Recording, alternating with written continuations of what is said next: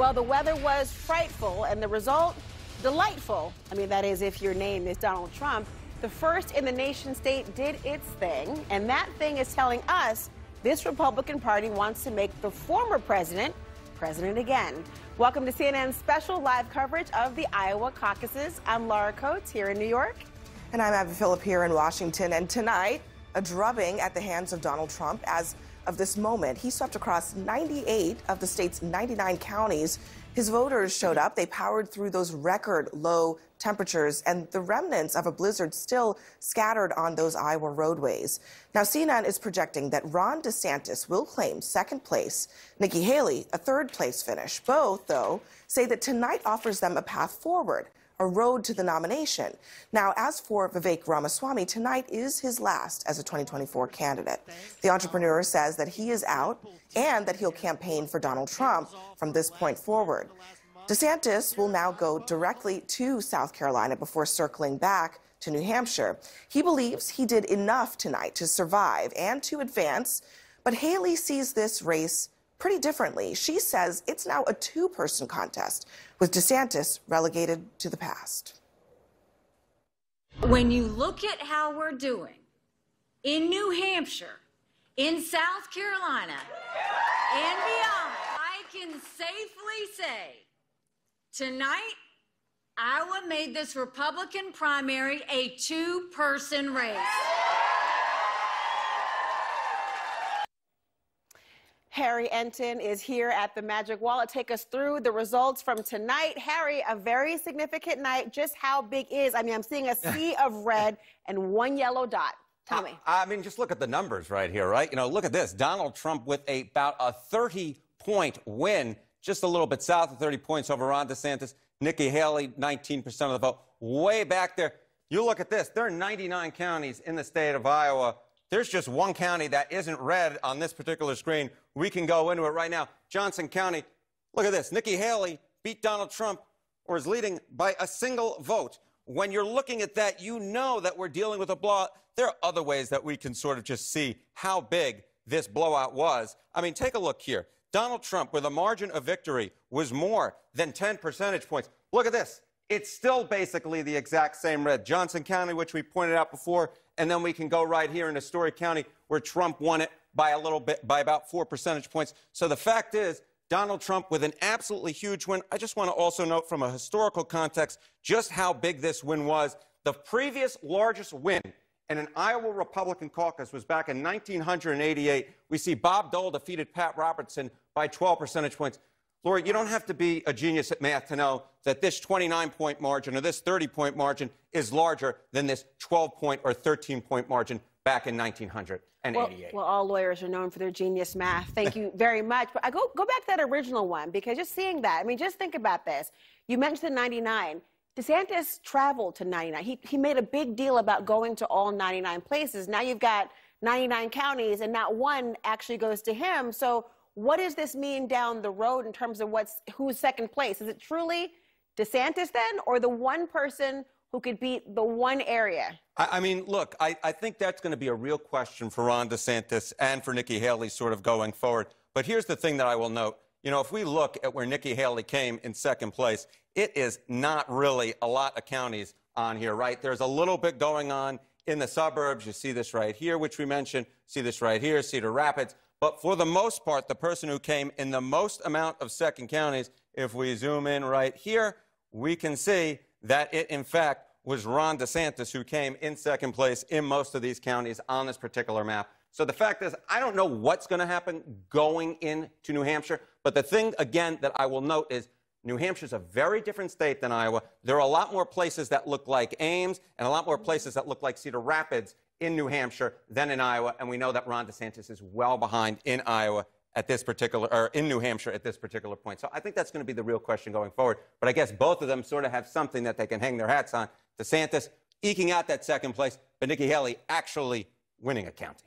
I mean, compared to Donald Trump, though, this is not a decisive, even second place for either of them. A lot more to get to. We're checking back with you, as always, Harry, and giving some more thought to what this really means. Abby? Thanks, Laura. Let's discuss this with our panel here in D.C. So, Jane, a three-person race, but the gap between the winner and everybody else is 30 points. How does that work? That means it's a one-person race. I'm aware that both Haley and DeSantis will continue the fight, and there's actually some precedent for finishing second in Iowa actually really helping in future contests. I think we just saw from 1988. It helped you Trump. Can see, I mean, it helped Trump. Sort of. Well, depending how you look at it. But I think we can see here that this margin is so big that it almost makes this race right now uncompetitive. Obviously, we're going to see what happens in New Hampshire, and we're going to see what happens in South Carolina, Haley's home state. But I think it really is worth saying here that DeSantis' entire strategy of going to every county, of really talking up Iowa about how he appealed to Iowa voters. He made his entire personality about appealing to social conservatives in Iowa, about talking about how Trump wasn't anti-abortion enough. He wasn't fitting into what social conservatives in Iowa wanted. Well, guess what? They wanted Trump. That's what they got. And they don't care about the policy, it seems to me, is that, Trump is not making an argument that he's the best policymaker of the bunch, and voters are like, okay, fine.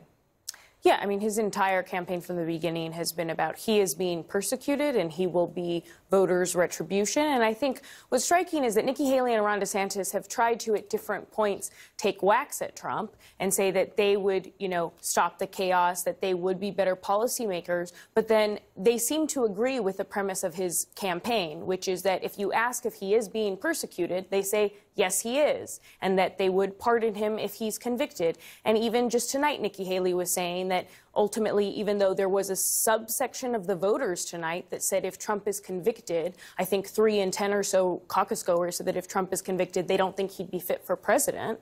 And a lot of those voters voted for her when she was asked, so do you agree with them? She said no, that Trump would be fit.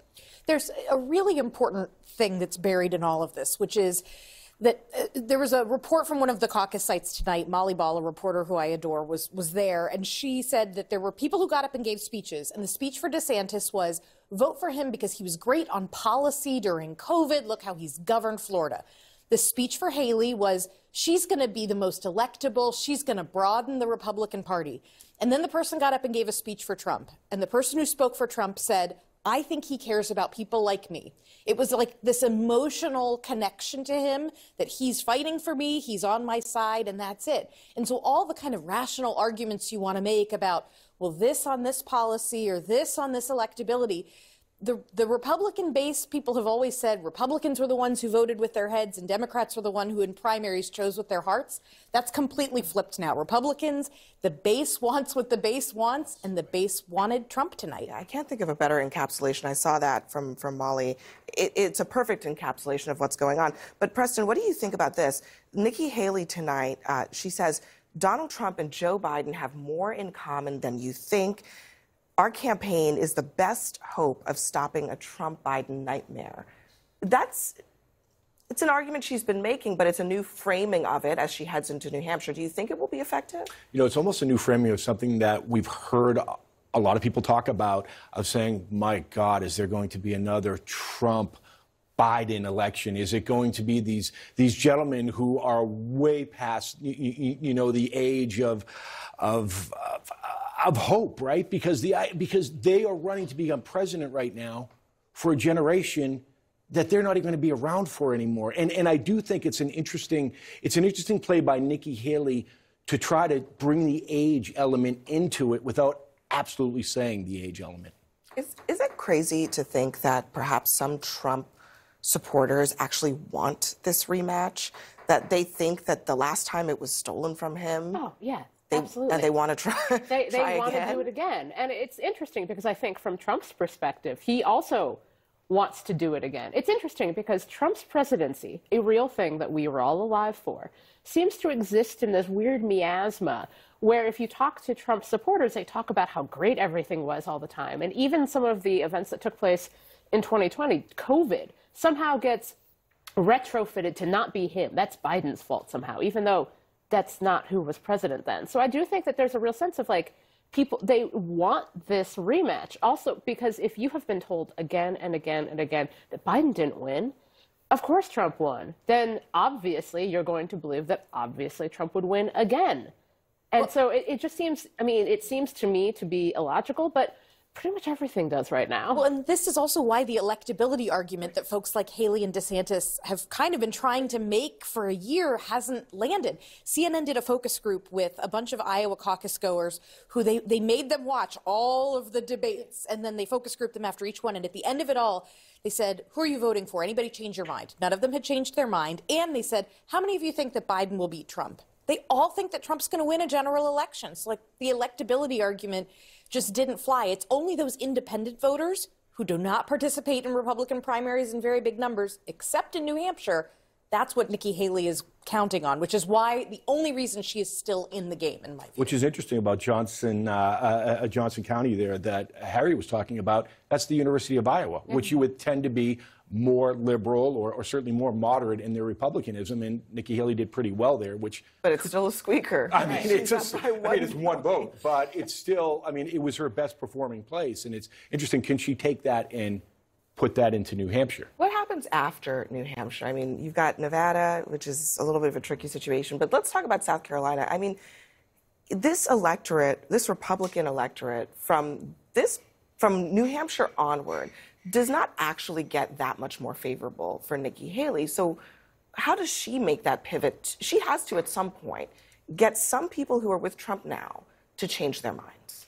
Right, and it's really difficult to see that happening just because poll after poll are showing that even in states like South Carolina, self-identified Republicans go for Trump by big margins, and the independents or the ones that lean more to the center or to the left may go for Haley, but how do you win a primary when the self-identified Republicans and the people that consider themselves conservative aren't going to vote for you? And so far, yes, she tonight made the argument that you mentioned, Abby, of trying to say, look, I can avoid this Biden-Trump nightmare disaster that voters on both sides of the aisle have actually said they don't necessarily want to see a rematch, but she's not getting any more forceful against Trump when it comes to character, when it comes to highlighting the fact that so many of his former administration officials don't even think he's fit to be president. And so if she's not going to change her attack lines against him, I don't know how she wins South Carolina. Yeah, I mean, it's not clear to me any of it is working, right.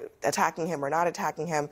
Stand by, everyone, though. We'll discuss next how the majority of these Iowa Republicans believed, as we've been discussing, that this last election was stolen and that Trump is, in fact, fit to be president, even if he's convicted of what he's been charged with. This is CNN's special live coverage.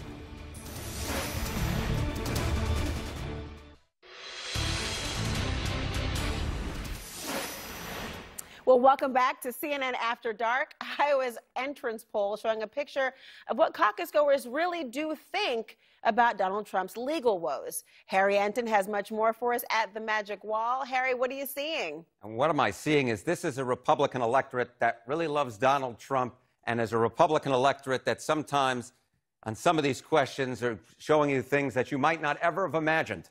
So take a look here. Trump fit for the presidency if convicted of a crime. This isn't just that, you know, he's being tried for crimes. It's if he was actually convicted. Is he fit for the presidency? Look at this. The overwhelming majority, 33% of Republican caucus goers in the state of Iowa said, yes, he is fit for the presidency, even if he committed a crime. Just 32% of those Iowa caucus goers said no. And I'll tell you this much, what's going on here, Laura. This really does fit with a lot of the data that we have seen throughout this Republican campaign for the presidency, because I want to take you back a little bit in time. Look at the two of the biggest fundraising days for Donald Trump so far. On both of these days, he raised well north of $1 million. One of those days, April 4th, was the day that Trump was arraigned in Manhattan court. Okay, that was one of the days. One of the other days, Trump booked in Fulton County Jail.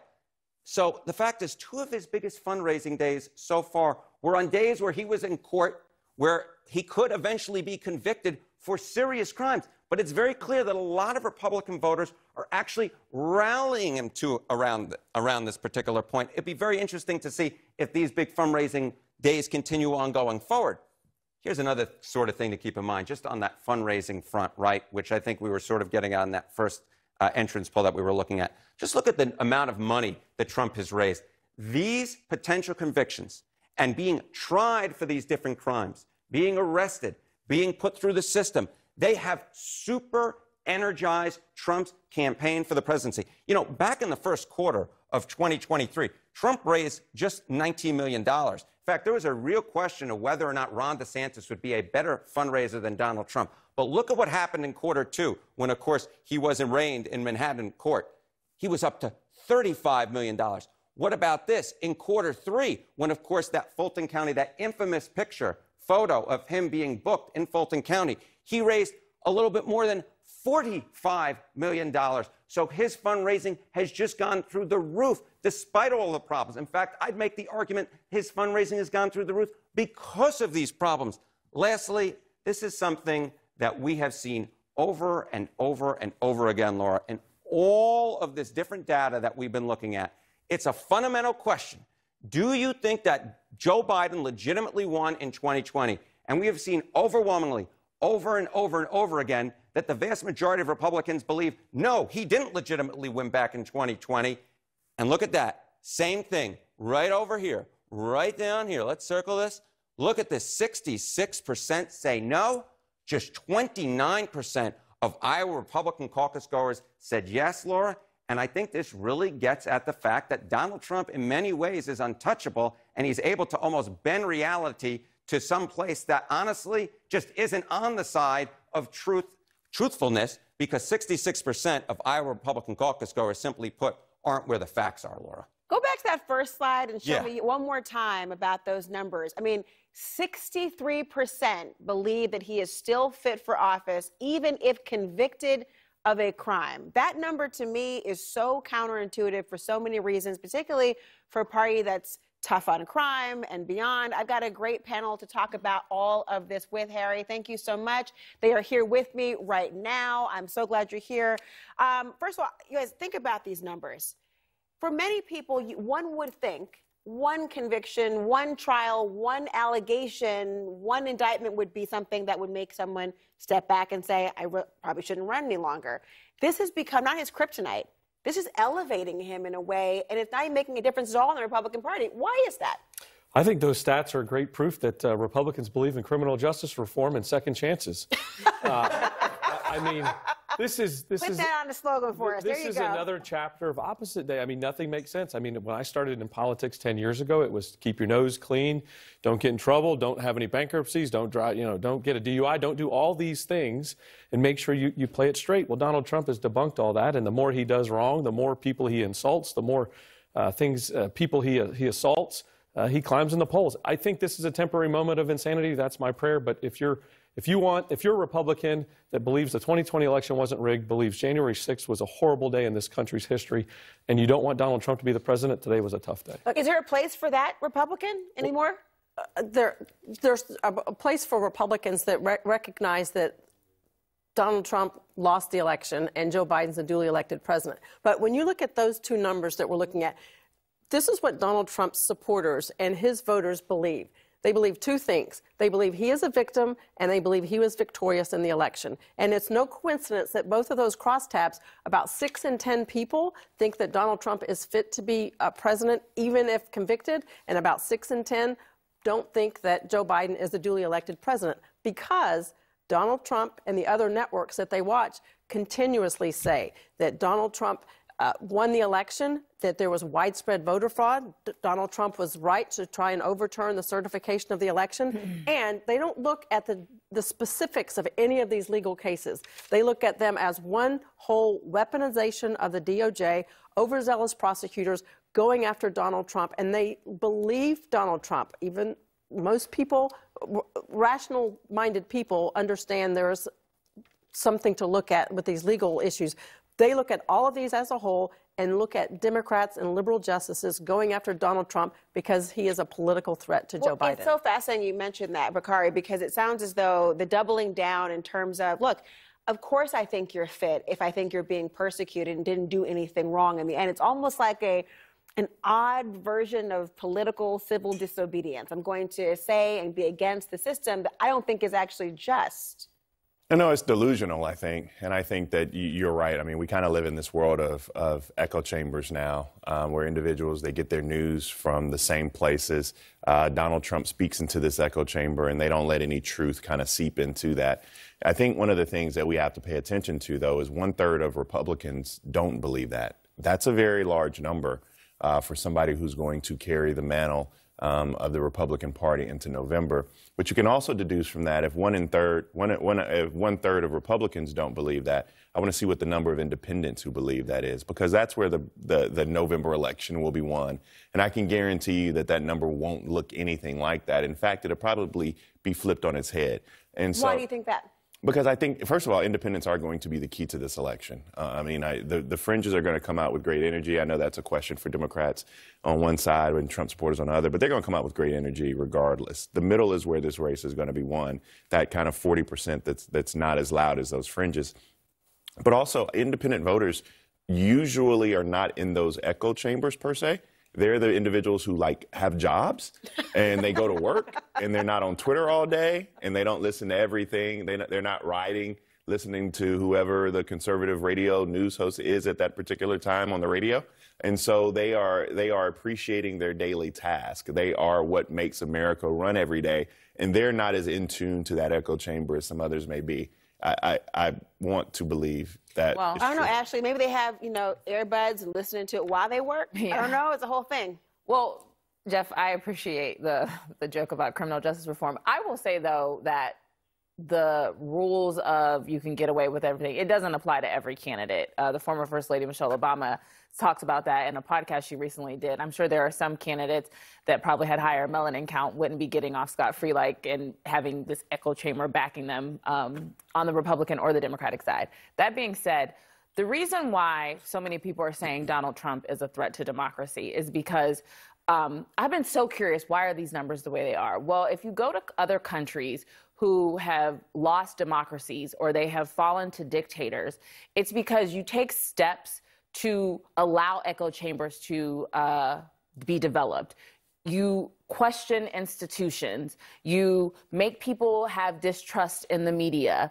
You sow lies and you build folks around you that are so extreme that you try and counter the other side with the absolute radical extremism that you would never think would actually happen. And when you do that and you're consistent and you don't have people keep you accountable within your own party, you become someone who can say, I will be a dictator on day one. And that is what Donald Trump has been doing, not just since 2016. He's been doing it since he called for the execution of the exonerated five. He's been doing it since he was doing discriminatory housing practices. And he started doing it when he started questioning our former President Barack Obama's legitimacy to be president. And that is why Donald Trump is the real threat. And that is why people who are now living in this echo chamber don't actually think having a conviction is a problem, because they don't trust the institutions that Donald Trump has sowed so much doubt in. Well, you've got voters in Iowa tonight in these caucuses who disagree and say it's enough for them and they want him there. And by the way,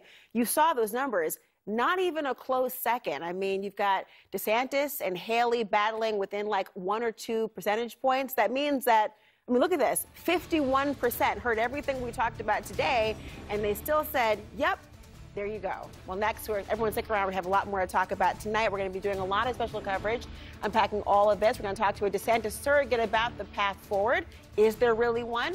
We'll also talk about Vivek Ramaswamy, who is now endorsing Trump, despite, you remember, Trump's attacks on him. My, how the tables have turned. This is CNN's special live coverage.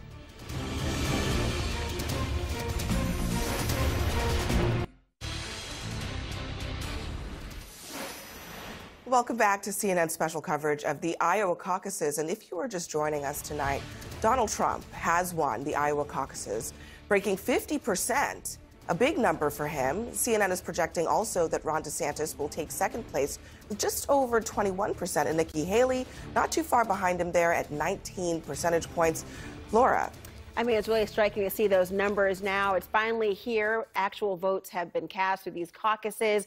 Let's get right to Hal Lambert, a DeSantis supporter, who used to back the former president, Donald Trump, who, of course, was the victor in Iowa. He's also the founder of investment firm Point Bridge Capital. Hal, thank you for joining us. It's a big night. Obviously, the governor did not come in first place. You said that Friday that he needed a very strong second place. He spent a ton of money, a lot of time in Iowa, visiting every single one of the different precincts, or at least the areas of Iowa. It's pretty close to Nikki Haley still, though. What's your reaction? Well, I'll just say this. I mean, there was almost $50 million of negative attack ads spent against Governor DeSantis, more than anything against Donald Trump or Joe Biden combined. So he survived all that. Came in second. Nikki Haley said it herself just 5 days ago. There's only 2 tickets out of Iowa. Well, she came in third. They were all projecting. The polls were all saying she was going to come in second. She underperformed. And by the way, a large percentage of her support here in Iowa were Democrat crossovers. We saw it firsthand with people coming in and changing from Democrat to Republican on the day of the caucus, which is allowed. So she even got that percentage by a lot of Democrat support. And so I think Ron DeSantis had a good night. And by the way, I don't think it's a huge positive that the former president, and effectively an incumbent, barely has 51%. I mean, basically half the Republican voters in Iowa don't want the incumbent president back. So again, that's actually kind of a low number. It's well below what, say, Joe Biden is polling within his own Democrat caucuses or his own Democrat party. It did strike me when you talk about the numbers, 51%, which meant that everyone who voted for Haley, everyone who voted for DeSantis does not actually want him to be the person. And yet, it's still a majority, over a majority, 51%. You were initially a big Trump supporter. There is a huge gap, though. I mean, even if you don't look at it from the glass half empty or half full, you still got at least 30 points between DeSantis and Trump, more than 20 points at least. How does he close that gap? Well, this campaign's built for the long haul, and we've got a long way to go. So he's headed to South Carolina tonight. He'll be in South Carolina tomorrow, and then he'll be up in New Hampshire. So the governor's going to be back and forth between South Carolina and New Hampshire. And then obviously it's 8 days to New Hampshire. So, we've got a long way to go. We're going to go all the way through Super Tuesday. There's a lot of voting and a lot of elections still to go through. So, and one thing I'll say, I do want to add this, there was some frustration, certainly on my part and the campaign's part and others, that the media called this before the voting actually started. I was at one of the caucus centers. It took about 30 minutes before you could even possibly begin to vote. And most of the people were still doing speeches in support of this. And so I witnessed it firsthand. People saw, hey, it was called for Trump.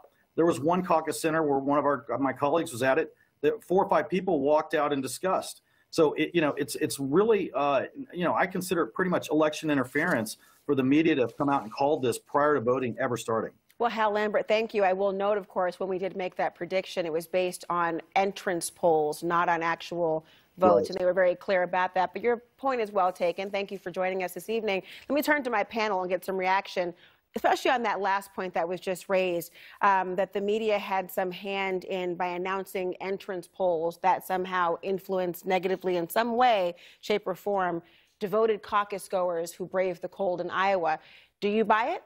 Nah, Donald Trump would have won rain, sleet, snow, shine, whether or not we would have called it at 7 yesterday, 2 weeks ago, tomorrow, it didn't matter. This was Donald Trump's race. It was signed, sealed, and delivered. I appreciate Ron DeSantis and the spin. They have a great spin. Election interference is like the du jour. It's like the spin du jour. So let them have that. The fact is, Ron DeSantis and Nikki Haley, there usually is 2 tickets coming out of Iowa. I think what we found out is that there's only 1. I think Ron DeSantis probably needs to go back to Tallahassee. He'll come to South Carolina where he's going to get walloped anyway. You think so? Huh? Yeah, that's the question. In South Carolina?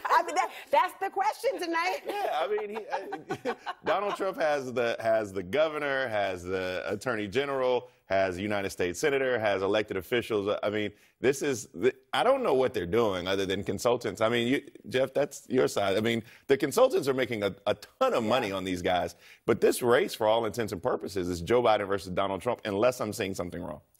Yeah, no, consultants keep winning the game. I've been critical of Donald Trump within hours of the 2020 election. We've got to stop using technical gaffes to off-gas losses, right? I mean, that's kind of one of the big issues we've got going here, and this is on both sides. If you lose, you lose. Donald Trump beat the brakes off everybody tonight, unfortunately. And, you know, this is no longer a Donald Trump problem. Like I said, I've been critical of him since hours after the 2020 election. This is now a GOP base voter problem, right? Our dashboard is lit up with every warning sign that this is now another huge train wreck for us.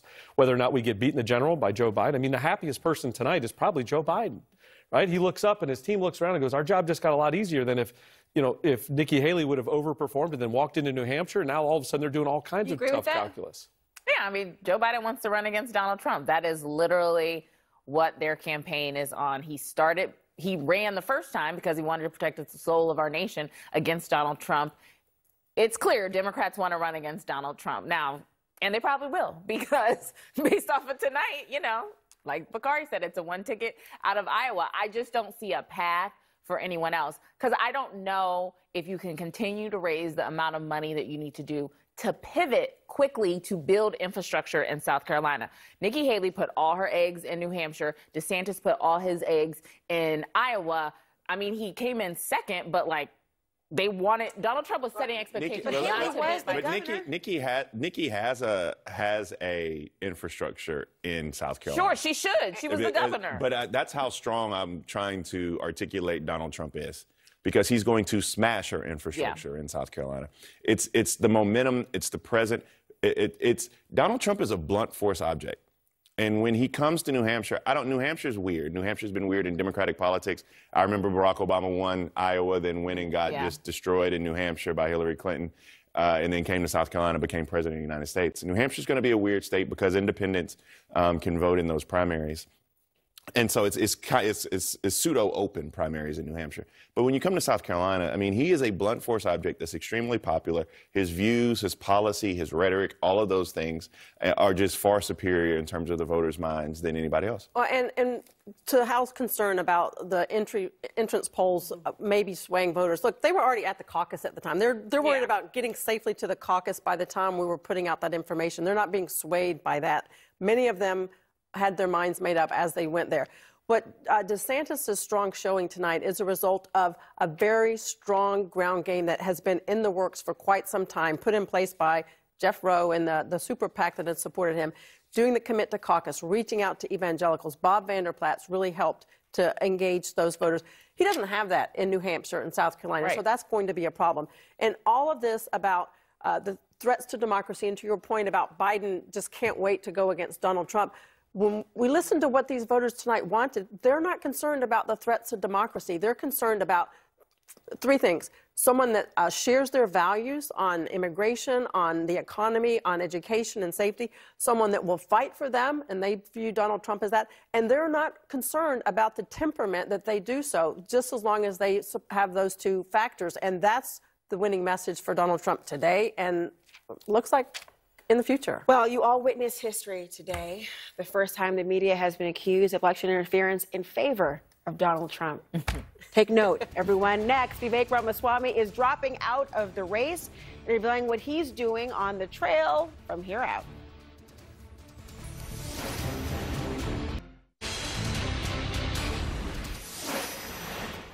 Vivek Ramaswamy dropped out of the presidential race after a disappointing fourth-place finish in Iowa.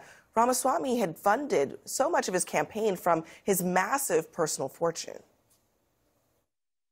As of this moment, we are going to suspend this presidential campaign. And this is going to have to be, there is no path for me to be the next president absent things that we don't want to see happen in this country.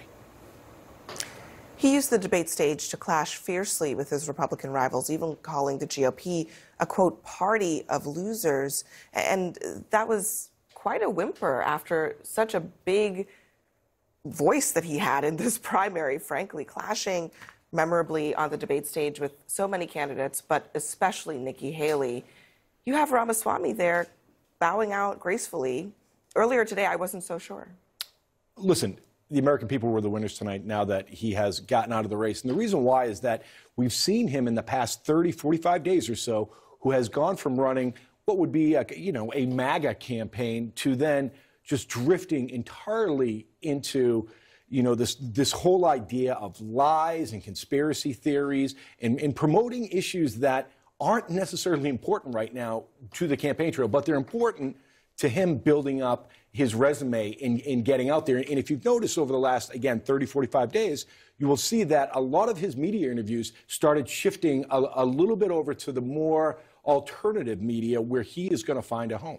Yeah, I mean, and you even very fringy. You even notice in that announcement that he said that, you know, I can't win absent of things we don't want to happen. Right. He's been hinting and actually having conversations on the trail with people who firmly believe that Biden is going to have Trump killed, or that evil pedophiles in the Department of Defense are going to have Trump killed. And he's playing into this. He's been playing the yes and game for 3 months with some of the wildest elements of the fringe. And it really, Vivek was running the most online. I thought DeSantis was running the most online campaign, and Vivek said, I can one-up this. But you've seen that again and again of playing to, going on campaign on the trail with former Representative Steve King, really playing to a very specific online audience that says things like based, which no one knows what that means. And I don't know what that means. Of course you don't know what that means. I won't force you to explain it to me. But it's a very online campaign, and in actual life on the debate stage, it turns out everyone found it very annoying. And that even played into it because he was like, oh, they don't want you to like me. It's so strange to watch. Is, Kristen, I wonder, I'm actually maybe a little bit surprised it didn't work more, because he's on kind of solid footing in thinking that the conspiracies have a place, that the kind of nod to a certain kind of, soft xenophobia, even racism, the Steve King of it all, that has a place. He was willing to nod to all kinds of things, the 9/11 trutherism, the January 6th trutherism. Why didn't it work? Because you know who else is in the race who does some of those things? His name is Donald Trump, and he just won Iowa by 30 points. And it's almost the same problem that Ron DeSantis had, which is that he was running as like a Trump variant. And it turns out that Republican voters wanted the original formula. And so in my view, Ramaswamy's run was never really to beat Donald Trump. It was to be a little bit of a stalking horse while Donald Trump wins, be the guy on the debate stage when Trump's not there, doing the Trumpy kind of things, and build up a profile for yourself so that you can become that, very online personality. He's making a bet on what the future of the Republican Party looks like over the long term, thinking, look, maybe in 2032 it'll be me versus AOC for the presidency. That's where I think his head's at. Not a crazy bet, by the way.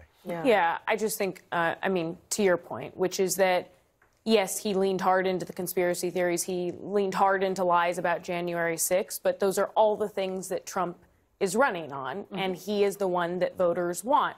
Now, what we haven't talked about is the danger of all of that, which is that while Ramaswamy has this force and repeats the lies that Trump repeats, there is increased risk of violence this coming election year. And all of the extremism trackers and people who are watching extremism groups, and not just extremism groups, but also, potential individual actors that get inspired by the type of violent rhetoric that has become more and more normalized amongst GOP leaders like Trump and candidates like Ramaswamy. I mean, that's a big fear that we haven't talked about yet that I think is something that is going to be very real this coming election cycle. Yeah, I mean, it's nothing to dismiss, because every other word practically coming out of Ramaswamy's mouth recently has been plot. Right. Really hinting at something very sinister there. Up next for us, we'll take a look at the differences between the Iowa and New Hampshire electorates, and they're big. Stand by.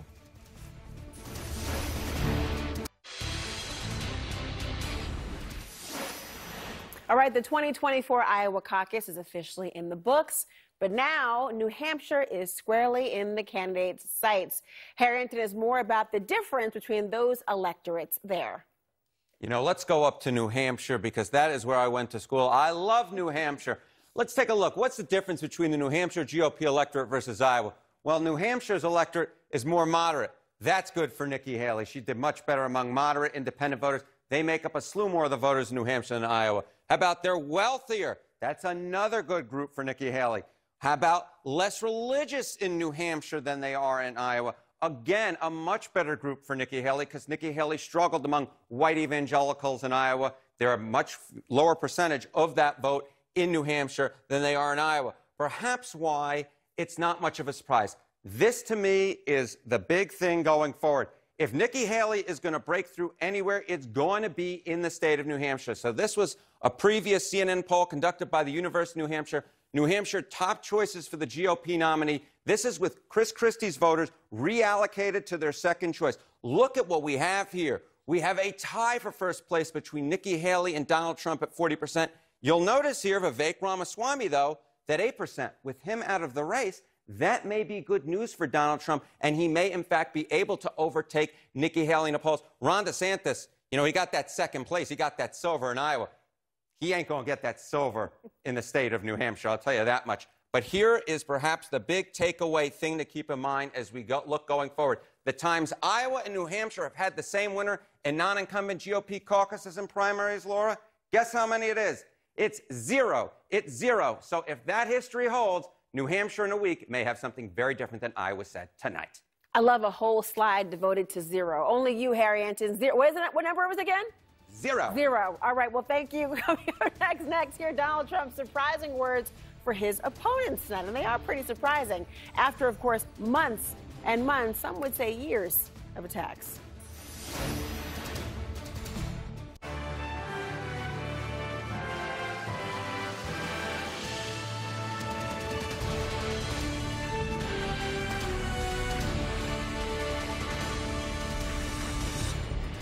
Well, good night or good morning. It's 2 a.m. right here on the East Coast. It's 1 a.m. in Iowa, where Donald Trump has been declared the winner. A record-shattering win for the former president conjures up a pretty big question. Is this race over after it's barely begun? I'm Laura Coates, right here in New York. And I'm Abby Phillip here in Washington, and you are watching CNN's special live coverage of the Iowa caucuses. Now, the results out of the Hawkeye state are echoing across the nation, but what exactly is the message that voters sent tonight? And it might very well be that the Trump brand is still good as gold with Republicans. So how big exactly was this Trump win? If you add up Ron DeSantis, Nikki Haley, and Vivek Ramaswamy, their combined total is still not what Trump got tonight. That math for the second and third place finishers is cold and hard. And DeSantis and Haley, they're now arguing that they have a reason to keep running. But the question both will hear starting this morning and throughout the next couple of weeks is, did Iowa hand out just one golden ticket to New Hampshire? Oh, man, I love a Willy Wonka reference right now. The golden tickets, I see a golden spot on the all-red otherwise map. This is a pretty big night. We've been waiting for it to come. Would he not? Were the polls correct? What can you tell us? I mean, the polls were gosh darn good. I mean, I think the only thing that the final polls got wrong was that Ron DeSantis got in second place and Nikki Haley got in third. The final polls showed that flip. But look, they were close in the final polls. But the polls got the most important thing right, and that was that Donald Trump ran away with this race. 51%. You can add up all the other candidates. You ain't going to beat 51% of the vote. So Donald Trump had a massive victory. And I want to just give you an idea of how big this win was, Laura, because take a look here. Let's look, first off, where Trump won by 10 points or more. Look at this. You still got a ton of red on this map. There are only 2 places where we don't have red on this map. One of them is where we have gold, which was where Nikki Haley, quote unquote, beat Donald Trump by, it's not a percentage point, it's literally a single vote, Laura. That's got to, first of all, that's got to burn. It's got to burn. I mean, one vote. One vote. One. He was literally one vote away from going 99-99. The other place was up here in Ames, up in Story County, where we see Donald Trump with that 4-point win over Nikki Haley. You know, I just want to give you an understanding, though, of one of the counties that I was sort of looking back in 2016 that, to me, sort of is indicative of how well Donald Trump did this particular evening. So this is back in 2016. Look at Cedar Rapids, right? Let's look at Lynn County. We see this looked pretty much like what we saw statewide, perhaps Donald Trump doing a little bit weaker than he did, Marco Rubio doing a little bit better, but Ted Cruz doing quite well. Now let's flip forward to 2024. Look at what we saw here. An easy win for Donald Trump, crushing Nikki Haley, crushing Ron DeSantis. another way we could look at this, Laura, is take a look here, okay? Let's take a look, and we're going to look at the suburban areas. Look what do we see here. We see a ton, if we can get rid of that, there we go, red, red, red, red, red, red, red, and that little, of course, spot of gold there. Another way, take a look, if we look at the rural areas, what do we see? We see it is all red. So this was a dominating win for Donald Trump. He won in the suburban areas. He won in the rural areas. He even won, if we were to look at the most urban area, even in Polk County, Des Moines, most population in the state, he won even here. So he won everywhere. Do we have any idea why that one yellow spot went to Haley? Anything about that area in particular? Why did that one yellow spot go to Nikki Haley? Well, you know, if Mark Preston, of course, noting university vote, a lot of university vote here. And what we know from Nikki Haley's wins is if you were to look where Nikki Haley, in fact, came in second place in the state of Iowa, obviously she came in first place there. What do we see? It's, again, a lot of these suburban areas, right? It's Ames, it's here at Cedar Rapids, it's here down in Davenport, and it's those areas around Sioux City as well. So the fact is that Nikki Haley did most well in these suburban areas. She didn't do as well in the rural areas. If we look at where Ron DeSantis came in second place, we see there's a lot more red on this particular map than we saw on the previous map, and that is indicative of the fact that Ron DeSantis did well in more counties. He was able to come in second place in more counties than Nikki Haley did, and those rural areas really sort of added up as we sort of went through the state. But the fact is, again, if we're just sort of talking about what this night is all about, yes, Nikki Haley got beat out for second place by Ron DeSantis, but it was just by 2 points. The real thing to look at here, first place, Donald Trump, first place, we could do this 98 times. And that, I think, is a story you should take away from this particular night. It's that Donald Trump dominated this particular caucus. And again, if you go back to 2016, wow, you know, he got 24% of the vote. He lost out to Ted Cruz, who got a little bit less than 28% of the vote. You jump forward now, it's a very different story. Donald Trump dominated, dominated, dominated. That is really the only adjective I can use to describe his performance this evening. I bet Ron wants the other thing to be true. The person in second place will then come on and go on to win. But I bet this map is the reason Nikki Haley, Abby, saw this and said maybe a two-person race. Who knows what she really meant? Abby? Yeah, I mean, that may very well be wishful thinking for all the reasons that Harry just laid out. We're back here in Washington with our panel. Trump is not really known for being an extender of olive branches, but here is what he said about his two opponents tonight. I want to congratulate Ron and Nikki for having a good time together. We're all having a good time together. And I think they both actually did very well. I also want to congratulate Vivek because he did a hell of a job. They're all very smart people, very capable people. A lot of kindness, a lot of grace being extended to his opponents. What is going on here? Oh, well, I mean, this is the Donald Trump playbook, right? I'm going to attack you, attack you, attack you, and then when you show fealty to me, I'm going to embrace you. He went after Vivek, saying, put a statement out, or I guess a tweet, or whatever he calls it nowadays. Unfortunately, when he's speaking of Vivek now, unfortunately, now all he does is disguise his support in the form of deceitful campaign tricks. It's like 24 hours ago he said that about Vivek, and now they're best friends, and I'm pretty sure Vivek's going on the campaign trail with him in New Hampshire, which will be interesting, too, because there's a sliver of New Hampshire, certainly along the coast. Maybe, Kristen, you know a little bit more about it, but it becomes very Tea Party-ish. That's where the Tea Party was really entrenched in New Hampshire in the past couple election cycles. Vivek will appeal to them, and look, he's certainly not going to help Trump, or rather hurt Trump on the campaign trail. He even called DeSantis Ron.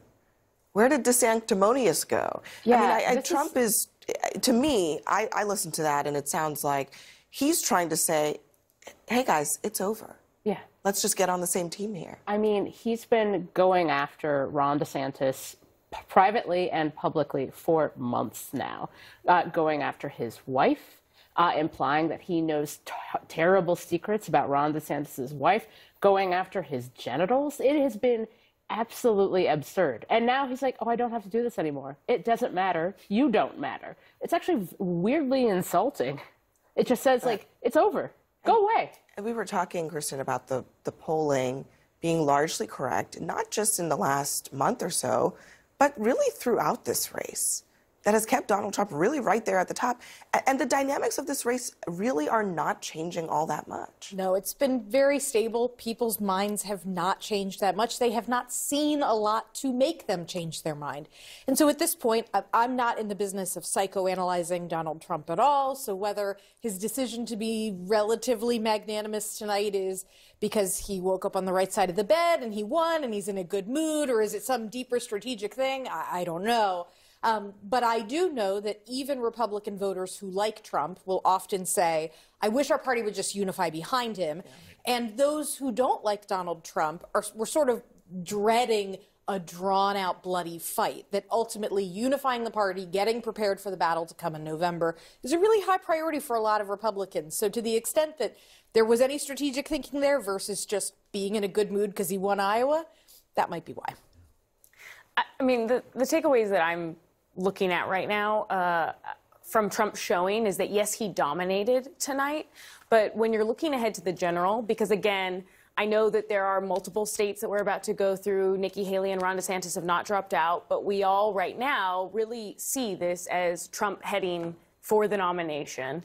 And so in those entrance polls, one thing that stuck out to me is that the dividing line here in this party right now is between non-college educated and college educated. And college educated continued to split away from Trump, and he still showed some weakness in Iowa with college educated. And that could be a problem for him in the general, because it was a problem for him in the general in 2020, and it's some place that Democrats are now starting to dominate more on. It's a segment of voters that Joe Biden is going to be laser focused on. And also within those college educated, 4 in 10 in those entrance polls said that they believed that Trump would not be fit if he were convicted of a crime. So if you're Joe Biden, you might be looking at those numbers saying, that's a segment that I really need to speak to. Although we should note that Trump improved his performance among college-educated voters compared to the last time he ran in Iowa, which just says a lot about the Republican Party more than anything else. Everyone stick around here.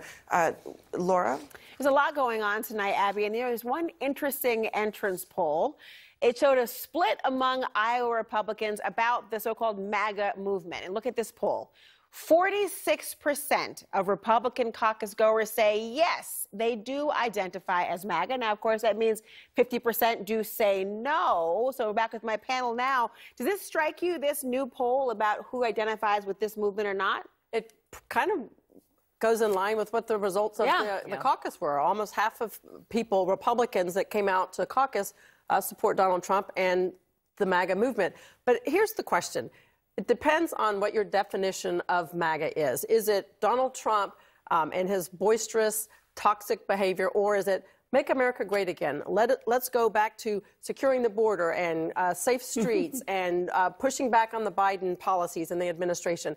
I think Republicans see a difference in what they view MAGA as, and there's a clear distinction that some are really in the Donald Trump camp, and others just want to use that as a way to push back against the Biden policies as we saw today. I think MAGA is Latin for Donald Trump, right? He could say anything, and that would be the following. Those 50% would just fall right in line with whatever he said. I'm actually surprised it's 50, right? That tells me that we're actually making progress. Maybe 7 more election cycles, we'll be able to finally get rid of Donald Trump and actually have a real conservative. Because that's what Donald Trump has done. He's confused Republicans. He's confused conservatism with loud and angry. So the louder you are, the angrier you are, more conservative you are. But that's not really the case, because and I think this was a major issue when post-game analysis with Nikki Haley and Ron DeSantis going to New Hampshire on that plane, somebody's going to say, hey, you probably should have punched Trump harder, faster in this race, right? You should have called him out for being a fake Republican, $8 trillion worth of debt. You talk about securing the border. I mean, he talked about securing the border. He built 50 miles worth of fence and said Mexico was going to pay for it. Neither happened. Right. And the $8 trillion, the COVID response, all of that. He was a fake Republican, but that's the spell that he's cast upon us. I hope it's a temporary moment of insanity. Why are you giggling? No, I just think MAGA is Donald Trump, point blank, period, right? And you know that for 2 reasons. The first is that Donald Trump has trampled on all of the traditional Republican values that they held true. You can't be a Ronald Reagan type Republican. You can't be a George Bush type Republican. He has literally just trampled on what those legacies were. I mean, you heard the last race when he talked about George Bush, Jeb Bush, George H.W. Bush, and any other Bush that was around. He just literally talked about them like they were dogs. He did the same thing about anybody who was not MAGA. So that's first. The second part is you can't replicate this. That's why you know that it's a cult of personality. Other individuals have tried to replicate what Donald Trump has, and they simply cannot. Ron DeSantis can't. Yep. Nikki Haley can't. There's no such thing as, like, I don't believe in a such thing as unsweet tea. I don't know what that is people drink up north. But there's also no such thing as Donald Trump light. There isn't. Like, either you're Donald Trump or you're not, and people do not accept, they don't accept replicas. I agree with Corey. MAGA. There's no sweet tea. Oh, go to commercial. Let's go to commercial. I always agree with you, Sakari. Donald Trump is MAGA, and MAGA is Make America Great Again. And you can't pretend what that means. Like, he is, when Chris Christie talks about him and we're like, we want more people to hit Donald Trump harder. When Ron DeSantis talks about kissing the ring finally, the night before, like, too little, too late. It's problematic. It's anti-democratic. It is anti-inclusive. It is not conservatism. It is not truth-telling. And it is a path that I wish the Republican Party would wake up. I'm game for, like, a good election. I'm here for it. That's why I got into politics. I like people to have to win voters' votes. But MAGA is about Donald Trump, and Donald Trump is about destruction for anything that is not about him. You have to wonder, at some point in time, if no one can replicate it, if it is this high bar that can't be duplicated, is Donald Trump MAGA enough for some who support MAGA? You have to wonder at what point that might change as well. That's the game we're playing these days. Everyone stick around. The question now, did Ron DeSantis start his attacks on Donald Trump? We just talked about this. Was it too late? We have a mashup, plus how Trump's legal calendar is about to collide with the political calendar. Stay by. Stand by.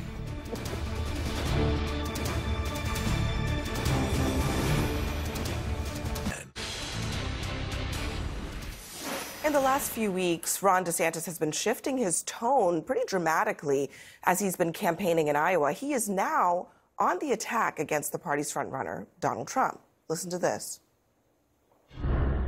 How many people that served in his administration are lining up to endorse him this time around or be willing to come here and knock on doors in sub-freezing temperatures? Not very many. Donald Trump is the party of the Washington, D.C. establishment. They've lined up behind him. He's running a campaign about putting himself and his issues first. That's what he cares about. You can be the most worthless Republican in America, but if you kiss the ring, he'll say you're wonderful. Those promises were not fulfilled. He did not deliver on those. Donald Trump, I guess, has phoned it in. He's just going to be hanging out down in Mar-a-Lago. I'm sure it's probably 75 degrees there. The problem is he didn't drain it. The bureaucracy got worse. The weaponization got worse. He put a lot of these people in place. I think the reality is if Trump is the candidate, you have the election will be about legal issues, criminal trials, maybe he's convicted. Do you think Donald Trump is not pro-life? Of course not. I mean, when you're saying that pro-life protections are a terrible thing, by definition, you are not pro-life. When you say that you want to have a federal law at 18 weeks or 20 weeks that would override a state like Iowa that has enacted pro-life protections, that would mean more abortions, not less abortions, because very few abortions are happening that late anyways. So he has flip-flopped on this issue. I don't know if it's because of political convenience or this is all where he always believed in. But here's the thing. Some issues are pretty fundamental. How do you flip-flop on something like the sanctity of life? I think, though, one thing in this race that I think is important to point out is Donald Trump flip-flopping on the right to life. Why shouldn't he have to answer questions? I mean, he's running on things like deporting illegals and building a wall, but he did that in 2016 and didn't get it done. So I think he owes answers to those questions. He has not been willing to do that. Obviously, if you go by polling, it hasn't hurt. But I think now that we're in the new year, I think voters do expect you to answer those questions. I think Iowans expect you to show up and debate. He couldn't even negotiate funding for a border wall when he had a Republican Congress. He's now running in 2024, promising to do the exact same thing he promised in 2016 and didn't deliver on. And it's like, okay, you know, fool me once, shame on you. Fool me twice, shame on me for this.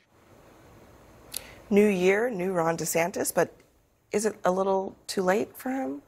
It's too little and it's too late. And look, I hate to Monday morning quarterback this or Monday night quarterback this, Tuesday morning quarterback this, I guess, as it is. But look, there's an alternate universe where instead of waiting until the summer to get into this race, Ron DeSantis gets in the moment that the red wave fails to materialize in November of 2022, when Republicans are feeling wounded, they're going, hey, maybe we do need a different direction. That was where Ron DeSantis was polling the strongest against Donald Trump. Now, the question of all of these tough arguments he's starting to roll out now, would that have worked if he rolled them out earlier? I do have a little bit more question there. There is a lot of evidence that the harder you hit Trump, the more there's this antibody response from Republican voters. They feel the need to defend him. But I do wonder, there's got to be a difference, I think, between how a Republican voter hears a criticism like that from Ron DeSantis, who used to get rave reviews at CPAC. He was beloved. He still has strong favorables with the base, versus, say, a Chris Christie or even a Nikki Haley, who frankly doesn't have that same credibility with the base. But isn't there also a part of this that is about Ron DeSantis showing that he's even willing to take on Trump, the kind of toughness that Republican voters want to see from their candidates? I mean, he's been tougher on gay teachers and bisexual teens than he has been on Donald Trump. He's been tough. His entire campaign, and everyone he hired for his campaign, was about finding the meanest people on the internet to go scream at the opposition about how they were groomers, or about how they hated America, or about how they were groomers who also hated America.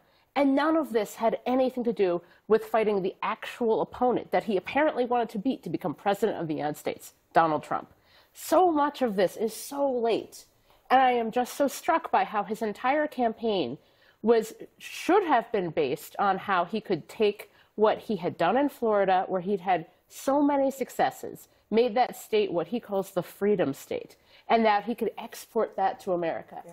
He should have announced his campaign right after the red wave in front of a cheering throng of fans at a major college football stadium in the state of Florida.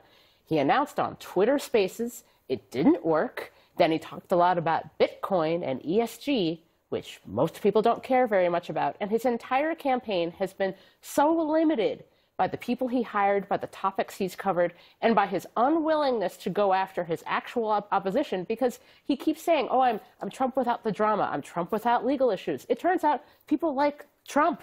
And it is amazing how his campaign has shifted. I mean, Ron DeSantis and his very highly paid consultants, they were convinced that he could win this nomination by railing against wokeism and coronavirus. Yeah.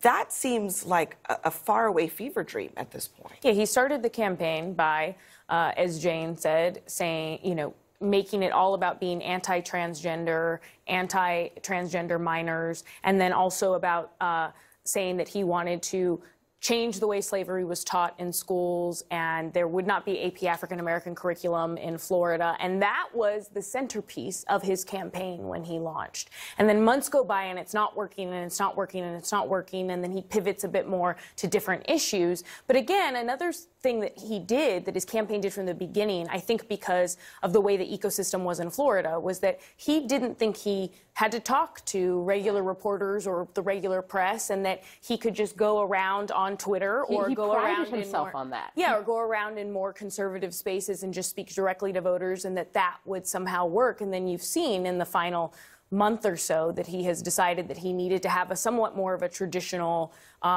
press campaign where he was talking and getting his message out more, and it still didn't work because it was too late. You wonder, too, if he invested too much in the culture wars in a primary where he didn't necessarily have to. I mean, if you look at the numbers, again, Kristen, I mean, you swim in numbers all day, basically. And if you look at the numbers, Donald Trump has such a strong grip on the evangelicals, and he has such a strong grip on folks who have decided that they don't care that he was, pro-abortion rights, 10 years ago or whatever it was, 15 years ago, but now that, he's fully, in the right to life camp.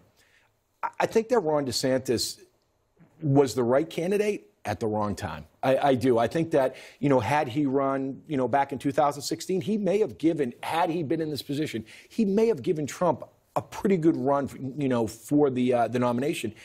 And as far as taking Trump on, I remember back in 2015 having lunch with the Marco Rubio top aide back in August, telling me, listen, August 2015, we're going to let everyone else fight Trump, and then we're going to come in October and November, and we're going to rise above it all. And guess what happened? He became Little Marco. So you can't play those games. Yeah, I mean, and nobody seems to have learned that lesson. The one thing that I think is different for Ron DeSantis from anybody else who has sort of had this failing strategy in a primary is he's still very well liked by Republican voters. His problem is not that Republican voters don't like him. It's that they like Donald Trump a little more. And being people's second place choice doesn't get you anything in this primary. But he could still run in 2028 and I think have a bright future in the party at this point. And so maybe even though his strategy failed to win him this time around, it did not burn bridges with the Republican base long term. In terms of his favorability, one of the things that I think no one mentioned is that DeSantis had to overcome some awkwardness, some real awkwardness on the campaign trail. And just in the last month, I mean, we were in Iowa last week and saw him there. The improvement has been actually really dramatic for him. So we'll see how the next week goes. It's do or die time for these candidates, everyone. Stand by. Next, as Trump compliments his rivals, are there any that he would actually consider potentially as a running mate if he gets the nomination? We'll discuss that as our special coverage continues.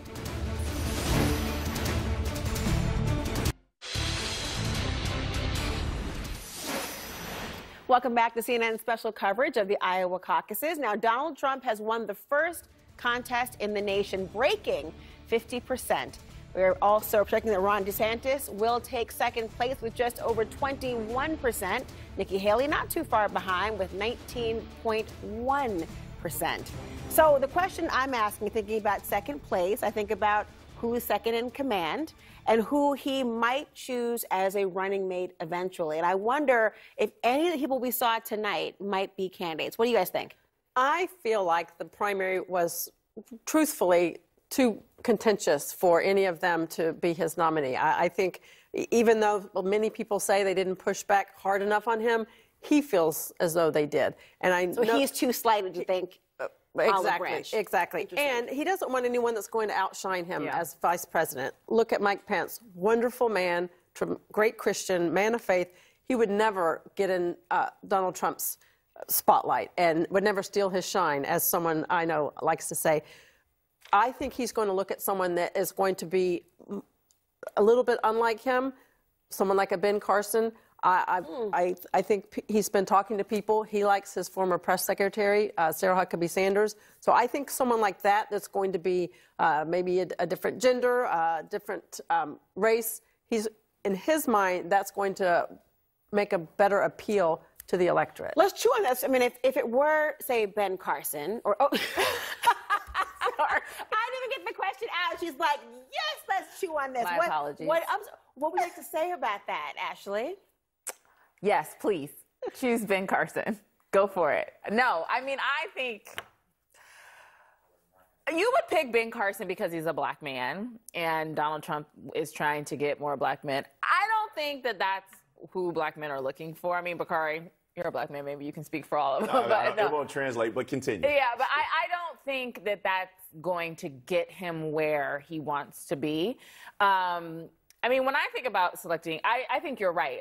I don't think that it was a contentious primary at all. But Donald Trump is so sensitive that, of course, like anyone who, again, doesn't kiss the ring, he's not going to want to support him. And I do think Nikki Haley would outshine him as his VP because that's why he's scared that she might, I mean, she's not, but she might overcome him in this primary. But I would think about someone like, what would it look like to debate the current vice president? Because that's going to be part of it. What demographic are you actually struggling with? You know, right now the polls are showing that the overwhelming majority of voters don't support the decision to overturn Roe. So maybe a woman would be something of a more, to get that constituency. Right. But I mean, go for it. If Ben Carson's your guy, those gifted hands. Let's talk about who it won't be. So I agree. It won't be Mike Pence. Well, it won't be. Won't be Mike Pence. That didn't work out very well for him. Mike Pence doesn't want to do it anymore either, I'm pretty sure. But one of the things that we talked about is I don't think the race was that contentious. I mean, we saw Kamala Harris go really hard at Joe Biden in that debate in Miami, but they had a long-standing relationship, so they were able to overcome that. You don't have those type of relationships, to your point, in this Republican primary. But it will not be Nikki Haley. Right. It will not be Kristi Noem. It will not be these individuals who you can't trust. And that's something about having a vice president. You can't trust. Why can't he trust either of them? Because their goal is to be president of the United States. Point. So was Kamala Harris's, though? It won't be Nancy Mace either.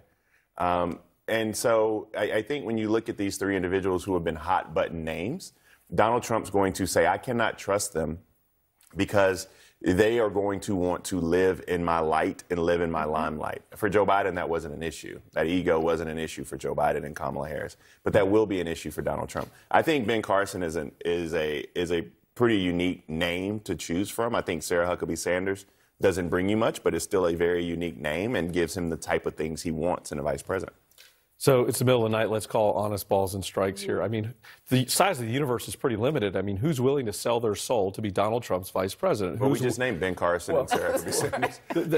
That's your list of names. Everybody who works with Donald Trump in the business world, in the personal world, in the political world regrets working with him, right? So I mean, the size of the universe is small, but he wants an inferior person, right? But as a real leader, you want somebody there that does have those aspirations to eventually lead and has those qualities and characteristics.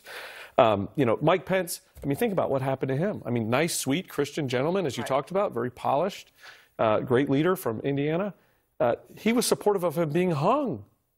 I mean, this is real stuff. Right. Did nothing on January 6th. Okay. That's just the Republicans a question. Is the list really that short? I mean, think about all the senators just this week who came out and endorsed Donald Trump ahead of the Iowa caucus. Like, don't you think perhaps that, like, if they got a shot to be on a ticket, they would take it? Like, if he really was that radioactive, he wouldn't have won the caucus and they wouldn't have gotten those endorsements. So I don't know if the list is that short for Donald Trump. I agree. I think the party has fallen in line behind him. We see, certainly Marco Rubio tripping over himself to do this endorsement. The party has fallen in line behind him at this stage of the game. Not to say that things may change down the road, but they are falling in line behind him. I'm going to go out on a limb. And I'm going to say one person it will not be, Chris Christie. I'm just going to guess that that's a pretty secure branch that you're on right now. What do you say their action, though, in terms of that long list, what she said? Well, I do think the list is growing because, unfortunately, too many people want to be politicians and not leaders. Yeah. I mean, that's the problem. They want to be a part of the cool kids club. We forgot Stefanik. Oh, yeah. And Tim Scott. And Marjorie Taylor Greene. I actually think Tim Scott would be a dynamic choice. Now, that's enough. No, I think that's just too much. I think, but all jokes aside, I actually think Tim Scott actually fits the mold in a far superior way than Ben Carson. Tim Scott brings a level of gravitas. He brings an American story.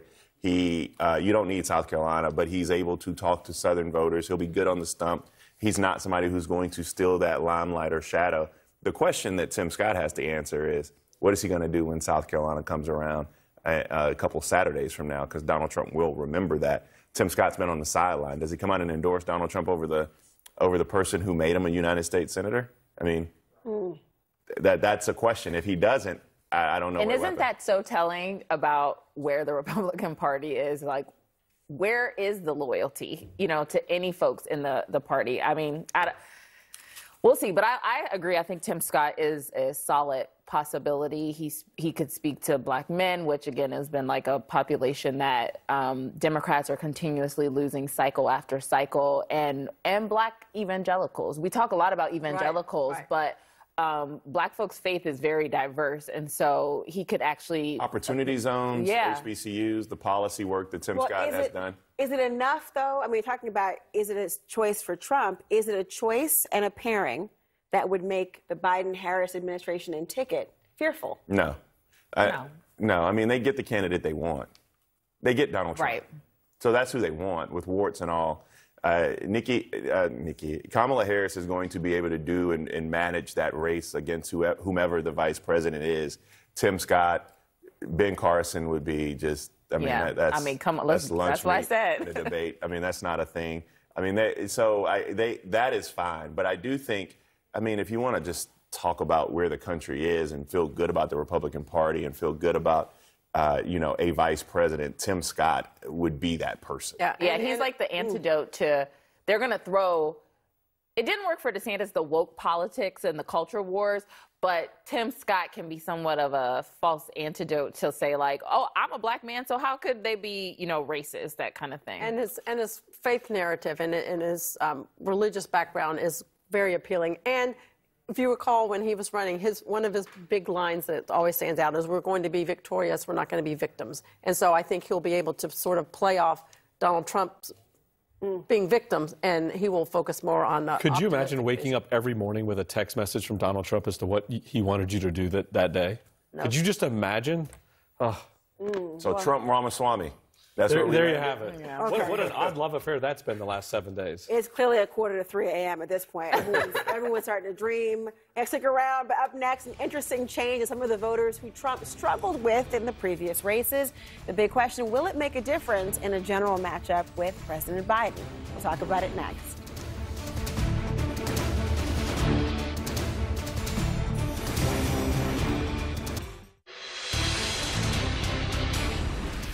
Our reporters are fanned out across Iowa and New Hampshire, including at DeSantis and Haley headquarters, shortly after the results were announced today. Let's start with Jessica Dean at the DeSantis watch party. Kylie Atwood.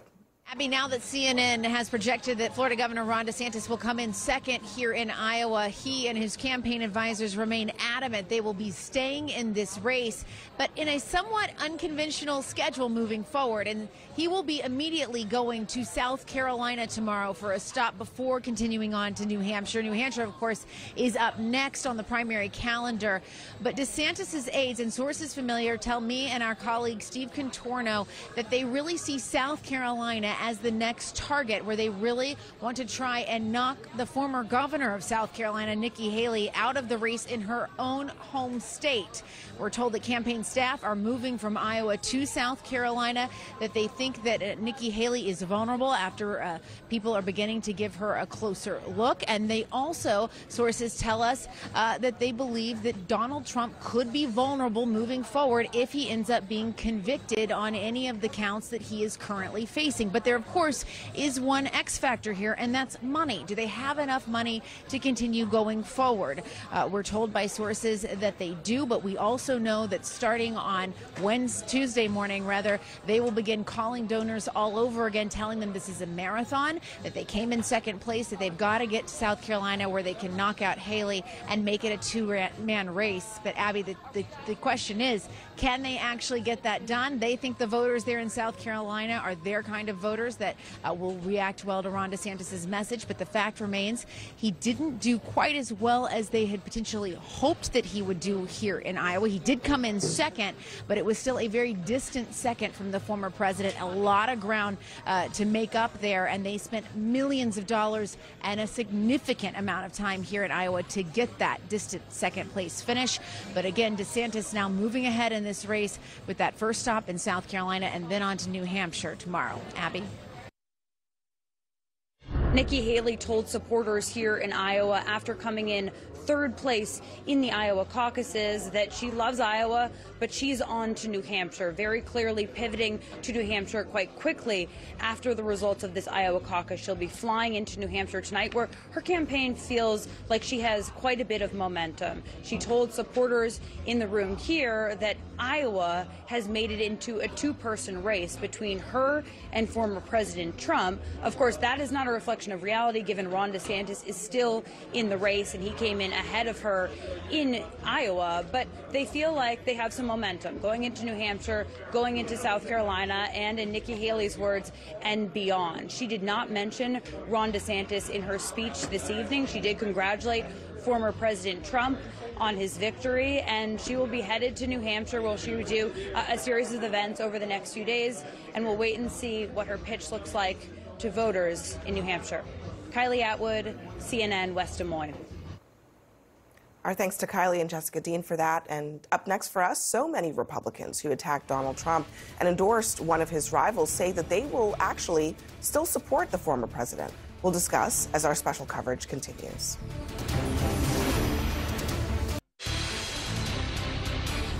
Well, the Iowa entrance polls are showing something very interesting about how Donald Trump's support from college-educated voters may have changed over time. Spoiler alert, it did. Harry Entis of the Magic Wall with me today. I mean, it did. Take me back in time a little bit about how he used to perform. Yeah, you know, if you were to look back in 2016 in the Iowa caucuses, Donald Trump came in third place among college-educated voters. He didn't just finish behind Marco Rubio, he finished behind Ted Cruz as well.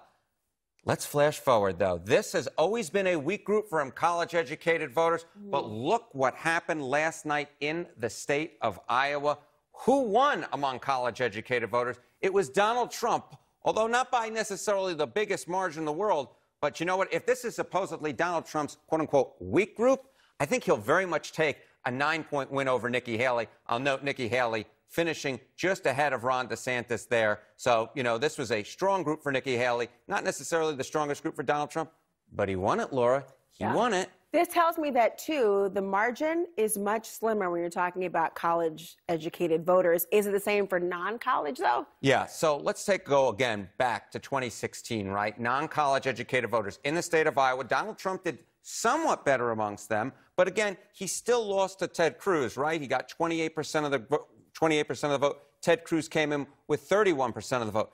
Let's flip forward to 2024.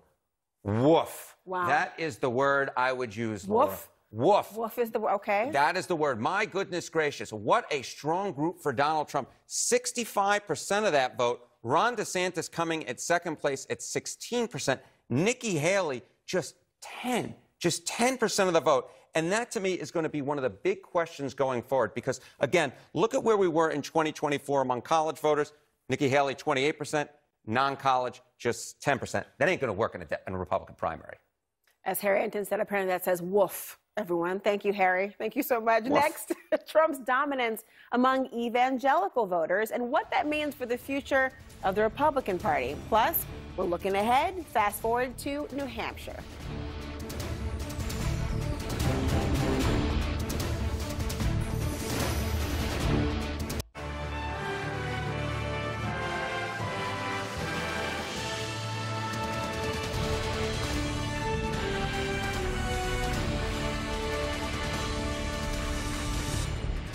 Well, rumors of Donald Trump's dominance are not greatly exaggerated. It turns out the polls were spot on. And Iowa really likes the former president. You're watching CNN special live coverage of the Iowa caucuses. I'm Laura Coates in New York.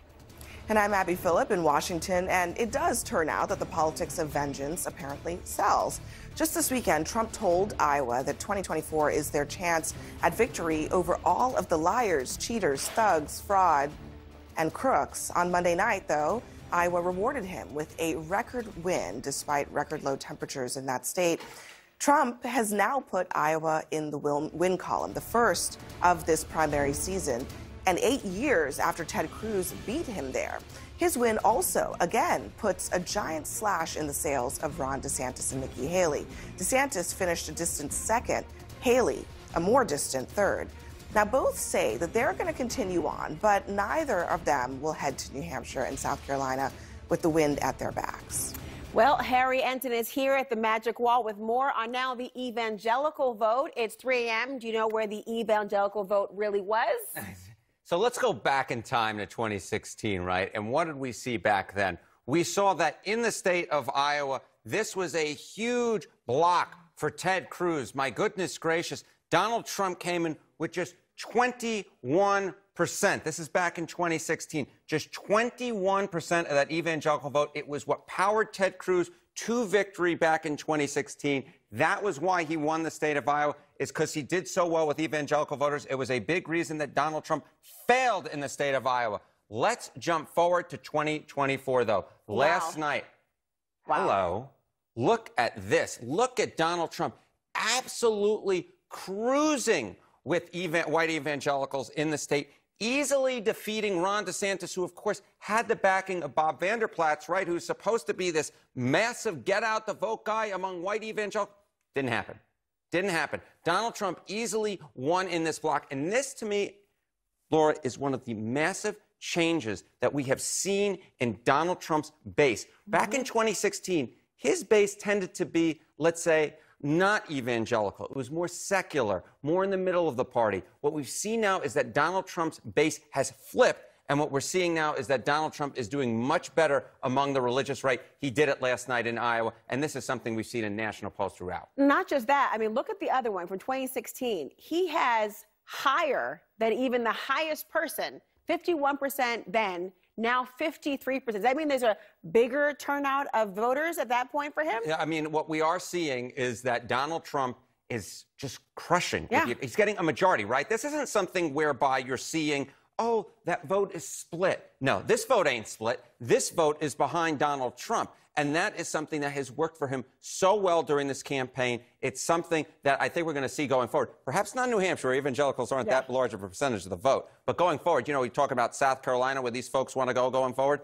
This is going to be a big block for him there. All right, then show me for non-evangelicals, because if that's the case, say, in New Hampshire, I wonder if this is going to flip a different direction. Yeah. So, you know, back in 2016, if you go to the state of Iowa, Donald Trump won among non-evangelicals. He won barely. He got 29% of that vote. Marco Rubio came in second place with 26%. Ted Cruz, one of the big reasons why Ted Cruz did not succeed outside really of the state of Iowa was because he could not do well with non-evangelical voters. And that's, of course, a big chunk of the vote in New Hampshire. Now, look at what happened in 2024. Donald Trump, 48%. So, you know, if you're talking about trying to find a hole in Donald Trump's support, non-evangelicals, this ain't going to work, because if you look at evangelicals, right, he's doing ridiculously well in that block. He's getting 53%. If you're looking at non-evangelicals, he's getting 48% of the vote in that block. So the fact of the matter is, Laura, it doesn't matter where you look on the religious or the non-religious side of the Republican Party, Donald Trump is doing quite well. So if you're trying to find a hole in Donald Trump's support going forward, I'm not exactly sure where you exactly find it, because if he's doing well with evangelicals and he's doing well with non-evangelicals, even when the race goes to New Hampshire, even if he's going to face perhaps a tighter race there, he's still likely to do pretty gosh darn well in New Hampshire, a less religious state, more secular than the state of Iowa. Well, you know, if you're Nikki Haley, if you're on DeSantis, you want to find those holes. But remember, both of them campaigned very heavily in Iowa. I mean, Trump wasn't really running as much as he was walking for president in Iowa compared to them. And look at the numbers nonetheless. That's just surprising. I think this is the real question going forward as we're looking at the future of the Iowa caucus. If all of a sudden you're rewarding a candidate like Donald Trump getting basically uniform support, evangelicals, non-evangelicals, and you're not rewarding, say, a candidate like Vivek Ramaswamy, who visited the state pretty much more than anybody else, but could not break through and now has to drop out of the race. This is no longer 1972 with George McGovern on the Democratic side. It's no longer 1976 with Jimmy Carter on the Democratic side. It turns out going to Iowa doesn't get rewarded by those caucus goers. They were in Donald Trump's camp from the beginning of this campaign to the middle of this campaign to the end of this campaign, and you saw that with pretty much uniform support throughout the state of Iowa, no matter you're looking at non-evangelicals or the evangelicals that Iowa is so well known for in its caucuses. Imagine all of the fried food they had to eat in Iowa, and all for naught.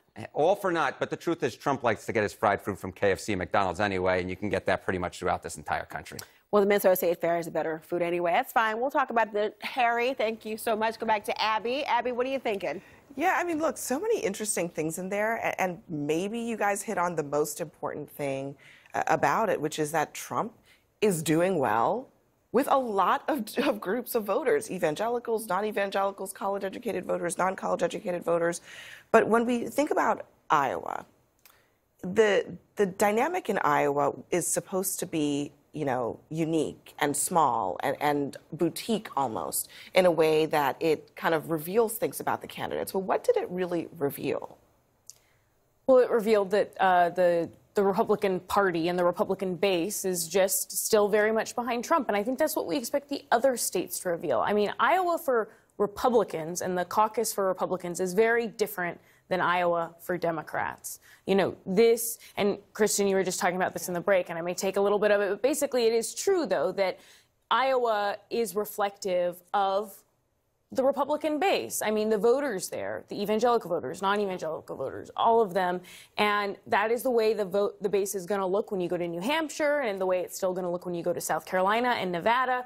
Democrats have a very different coalition, and that's why, you know, the states play out differently for them in the primary, and why they also switched their primary around to be more reflective of their base. Yeah, I mean, if you look at how many people participated in the Iowa caucuses on the Republican side this time around, it's going to be just a little over 100,000, which is low, and it's definitely low if you consider that over 900,000 people voted for Donald Trump in the state of Iowa in the general election.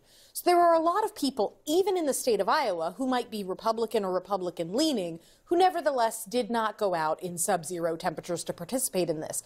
So you could argue, okay, well, it's not very representative, right? It's a sliver of a sliver of a sliver, and frankly, Presidents Rick Santorum, Mike Huckabee, and Ted Cruz would all beg to differ that Iowa matters a lot.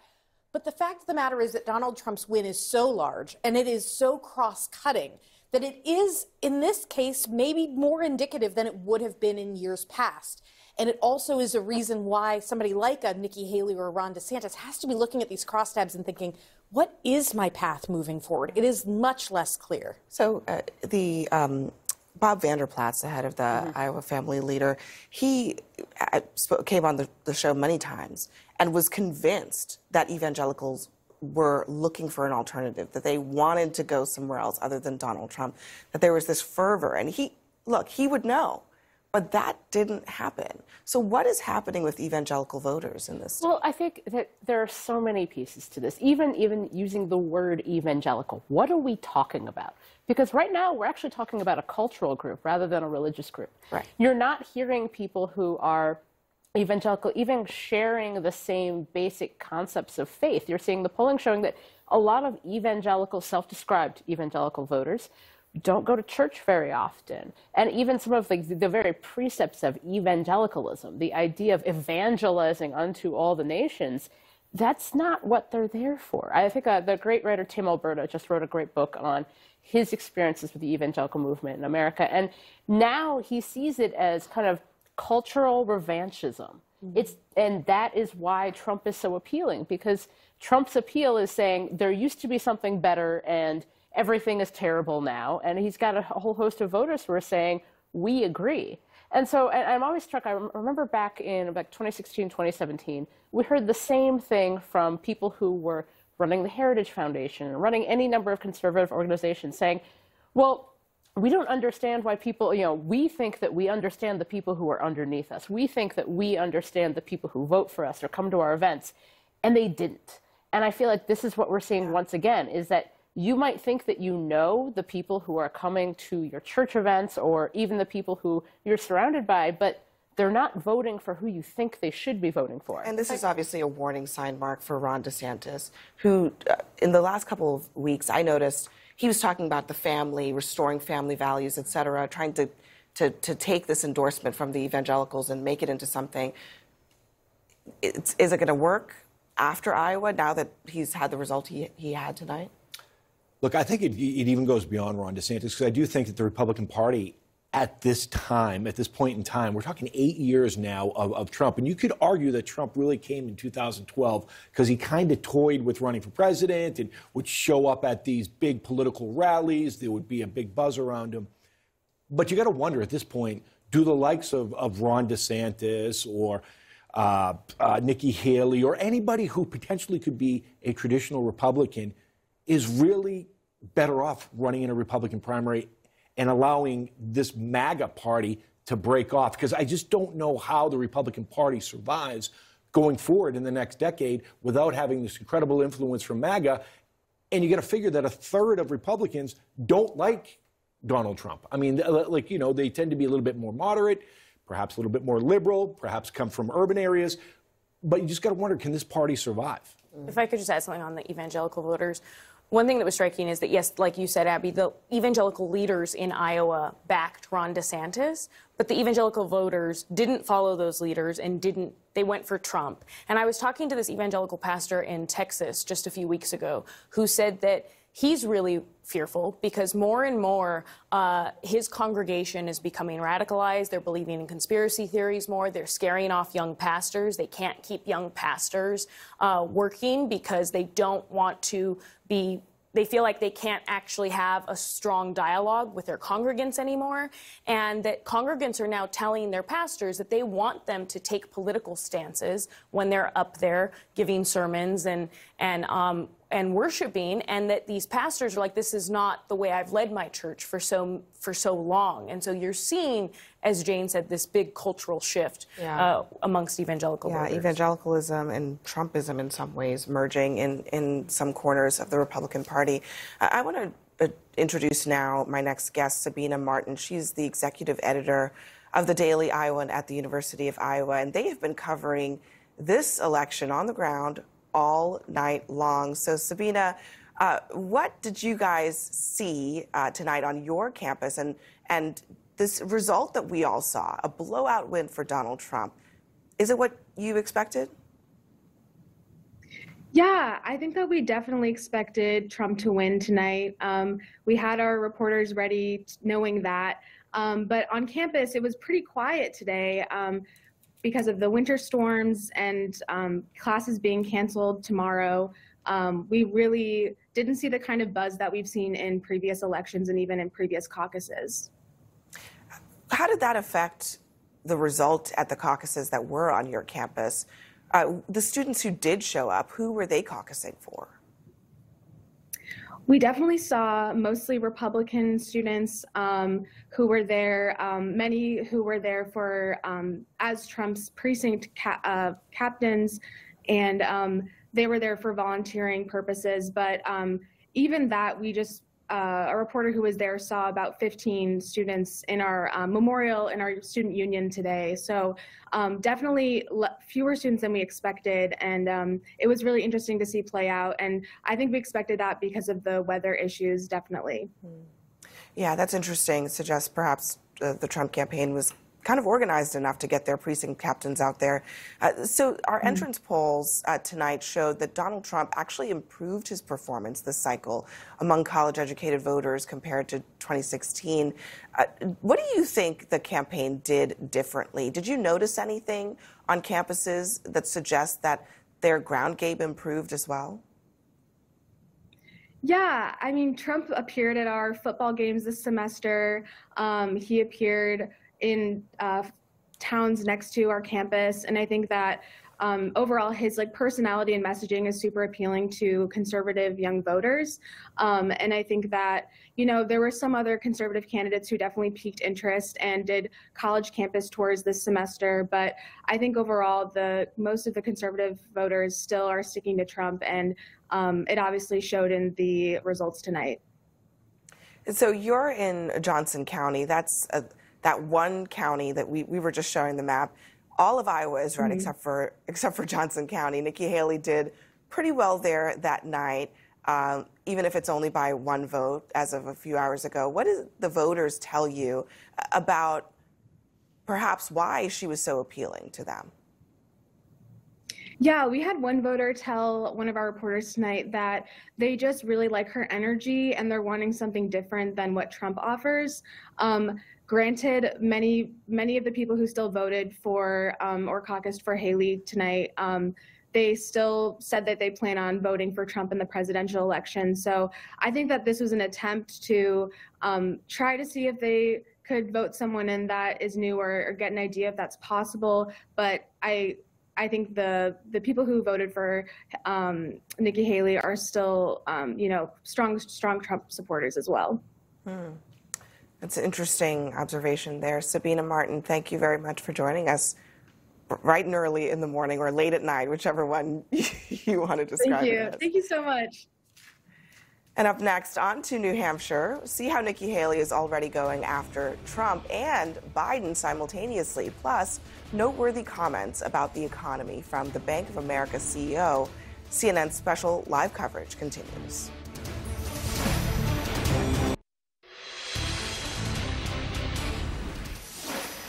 Well, Nikki Haley is out with a new ad with her sights set on New Hampshire after her third-place finish in Iowa. She is turning up the heat against both President Biden and Donald Trump. The two most disliked politicians in America, Trump and Biden, both are consumed by chaos, negativity, and grievances of the past. The better choice for a better America? Nikki Haley. Let's talk to our panel now. She didn't, of course, go at Trump that hard during the primary, before the Iowa caucuses. Now she's trying to lump them both together. Is this the right strategy? Well, this should have been the strategy right out of the gates, right? I mean, I think the two things that all Republicans agree on, or at least the one thing, is Joe Biden is not the right president for this country. 70% of Americans don't want either one, Joe Biden or Donald Trump. And so that should have been the strategy right out of the gates. I worry. But why wasn't it? Well, I think it was a fundamental mistake. It's Republicans' problem going on right now is nobody wants to call honest balls and strikes on Donald Trump. They feel like they don't want to walk in a room and be booed. Chris Christie did it. We saw what that shelf life looked like, right? There was a very low ceiling.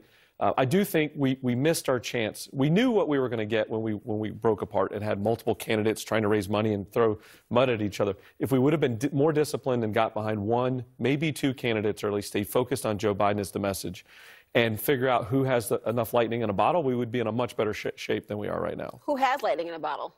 Well, Donald Trump. Donald Trump has a lot of lightning in the bottle. And look, he is going to use that heading into New Hampshire.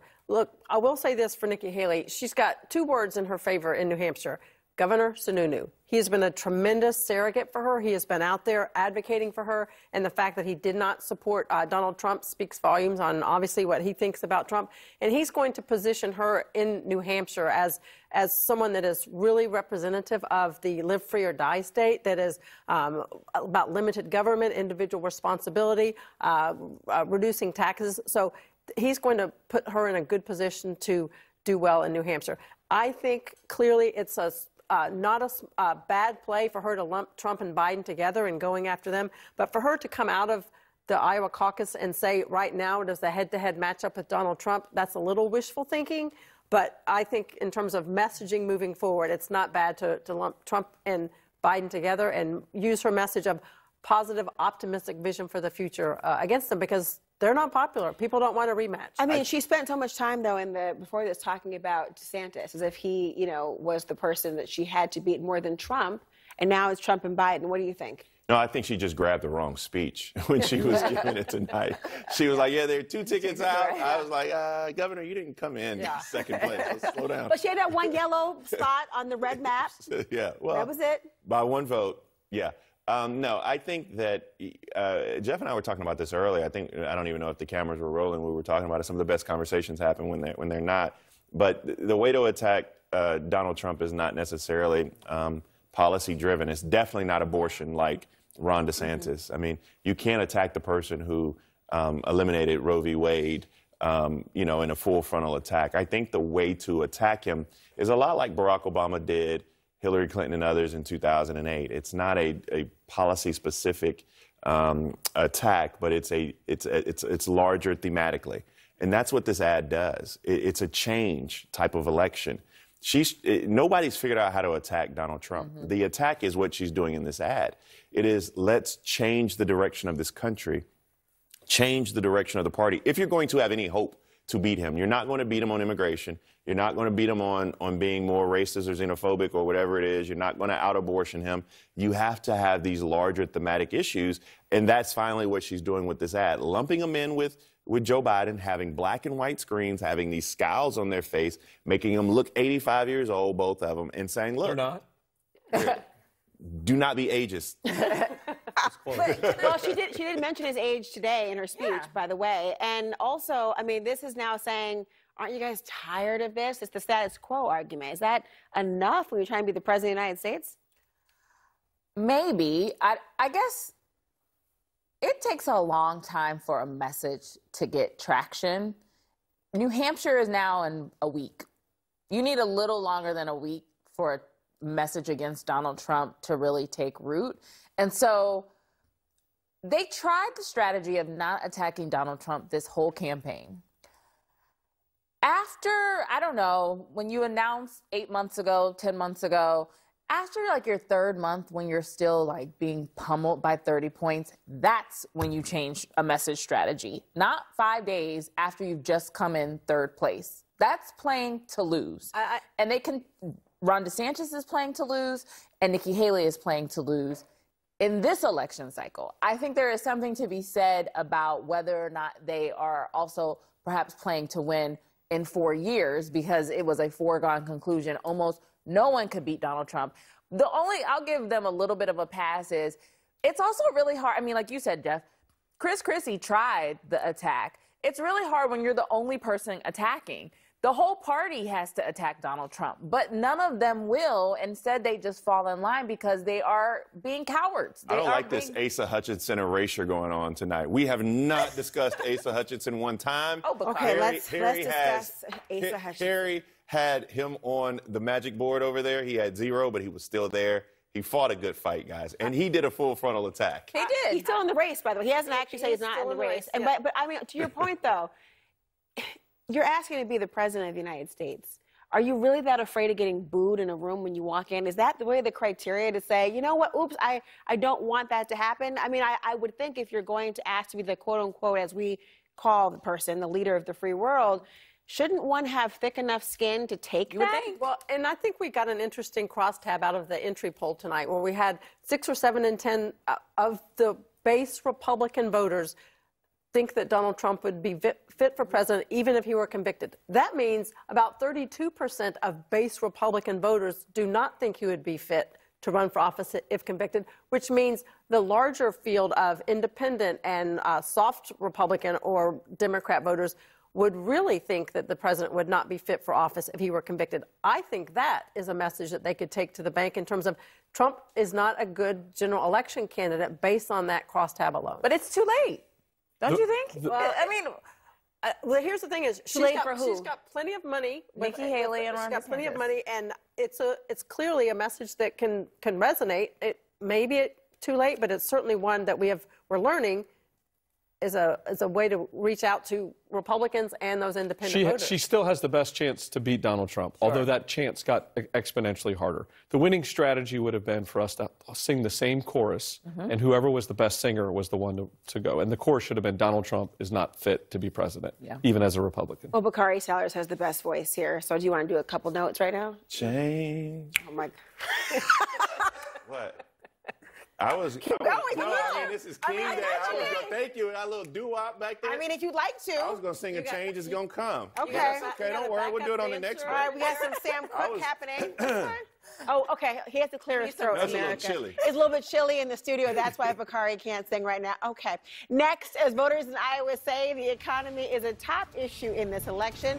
Interesting comments tonight from the head of Bank of America. We'll talk about it.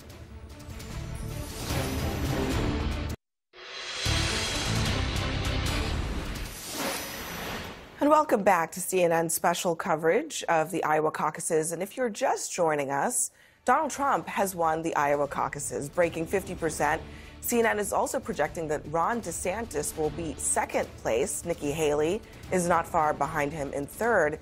Meantime, the Bank of America CEO is praising the strength of the United States' economy tonight. Brian Moynihan telling our Richard Quest at the World Economic Forum in Davos that Americans are making a lot of money and unemployment is low. However, Moynihan, he did acknowledge that inflation is still an issue hitting Americans' pocketbooks. Now, CNN's election poll, entrance poll tonight, shows that 38% of Iowa caucus goers say that it's the economy that is the most important issue to them in the country today.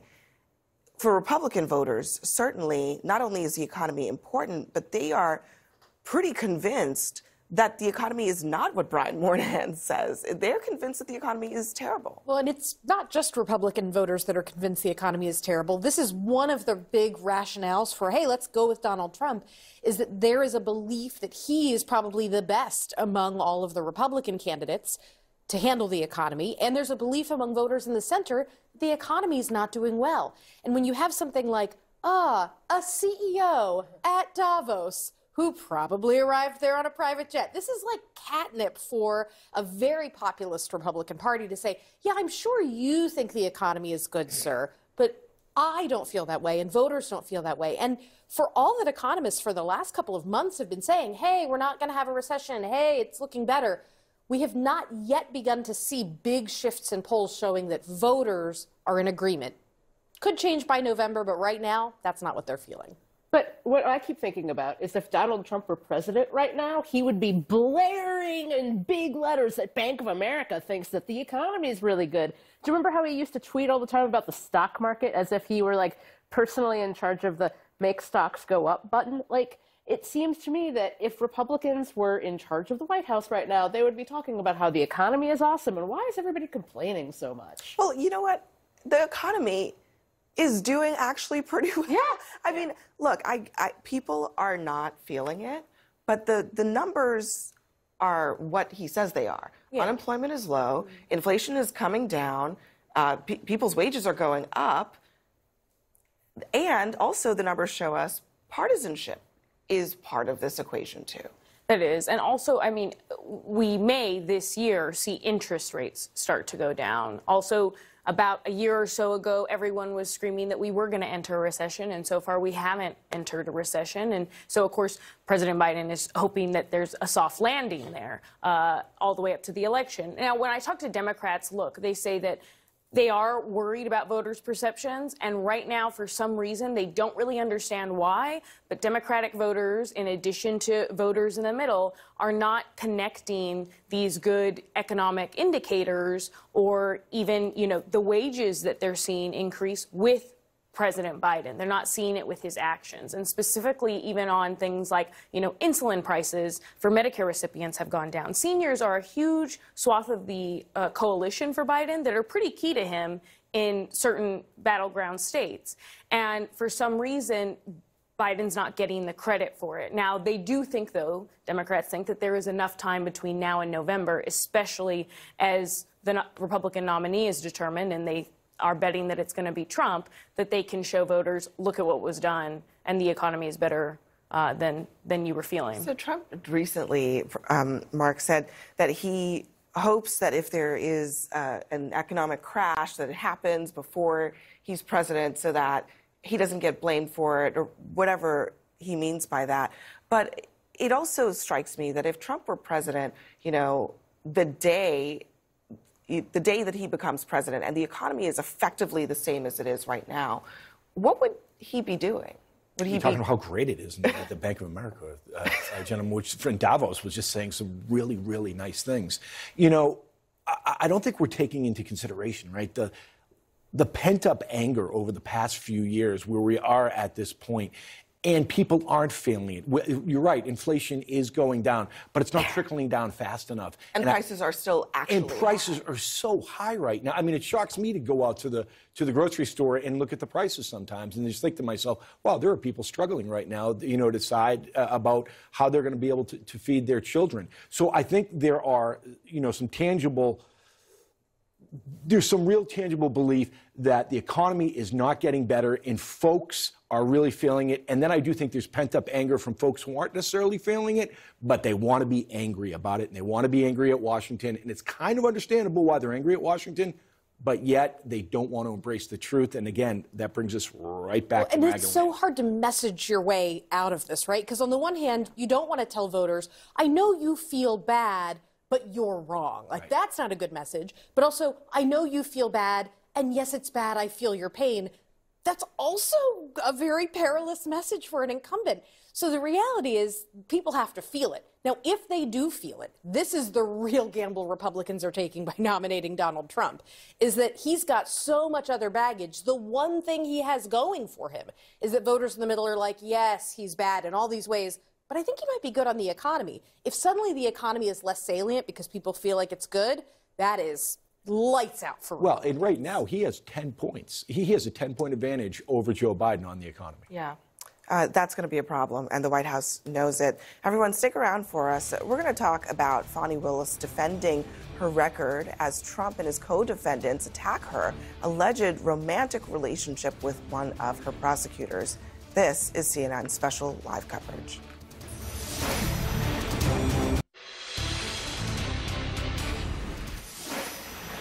Well, Donald Trump's very busy calendar is only going to get a whole lot busier in the next few weeks. Why? Not just on the campaign trail, but also all the courtroom action. Harry Anton has more on this conflict. Look at this schedule that's coming up for the former president of the United States. This schedule is jam-packed. Donald Trump is not going to have a boring 2024, and I don't think the folks covering him are going to have one either. I mean, look, where are we right now? We're on the 16th. We have the E. Jean Carroll defamation trial, but let's take a look at the actual crimes Trump may have committed, and those trials are coming up. The election subversion trial is set to begin on March 4th. That is right before Super Tuesday.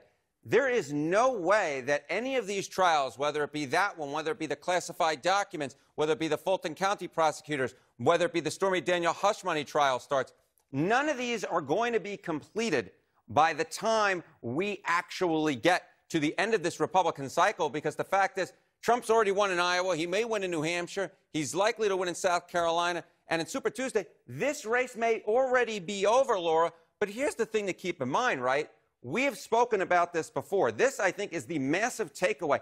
I'm not even sure it would matter in a Republican primary, because Trump fit for the presidency if he's convicted of a crime. This was among the Iowa Caucus goers. Look at that. 63% said, yes, he would still be fit for the presidency. One little nugget, though, that I will note, that is among the general electorate, in swing state polling, Trump was leading Biden by 3 points. But if you look at that same polling and you said, okay, if Trump is convicted by a crime, you know how much Biden leads by? Biden leads by 9. So just because something is holding on the Republican side of the aisle, it doesn't mean it's going to hold to the general electorate. Trump may be golden in Republicans, but turning to those in the middle, he might not be, given these trials coming up. Really important to look at all this. I mean, just thinking about all the things that are going to collide. And of course, that's the Supreme Court has to weigh in on immunity, issues surrounding whether he, in fact, I wonder if Nikki Haley and Governor Ron DeSantis are actually going to have a bit of a side, what's the phrase, waiting in the wings to figure out if they're actually going to be able to go and become the president if somehow he goes to prison, which is a really big if. Thank you so much. I think far less than in denial, though, from the woman who's in charge of prosecuting Donald Trump in the state of Georgia. Fulton County DA Fani Willis chose a historic black church as the setting to fend off accusations. The crux of what she's saying? Well, some say that she made a mistake by hiring a man by the name of Nathan Wade, an outside lawyer, to lead the racketeering case against the former president. I appointed 3 special counsel, as is my right to do, paid them all the same hourly rate. They only attacked one. Is it that some will never see a black man as qualified, no matter his achievements? What more can one achieve? The other 2 have never been judges. But no one questions their credentials. Now, what was left unsaid there is that she and Wade are alleged to have been involved in a now years-long romantic affair. Let's talk to our panel right now because, of course, as you know, this is but one of the many trials he's facing. The Georgia case is an unpardonable offense at the federal level, obviously, as a state-run case. This is really kind of a lot of scrutiny on an already magnified case. What do you make of this? I can't believe a pulpit is the best place to have that conversation with the public, but so be it. It happened. I think for me, it's not. I was listening for what she said, it's what she didn't say. She didn't really walk away from and deny the overall story to it. If so, I'm not an attorney. I don't know what's legal and ethical and whatnot in between it, but it just doesn't seem right. And for me, it really brings concern because there's a lot of really serious questions that have to be contemplated in this Fulton County case. There's a lot of people's lives that have been train wrecked. There's a lot of people being bankrupted with their legal fees, maybe rightfully so. Maybe they were, justice needs to be served. But this all seems to be a side issue. And for me, that's just unfortunate. If you give Donald Trump an inch, he takes a mile.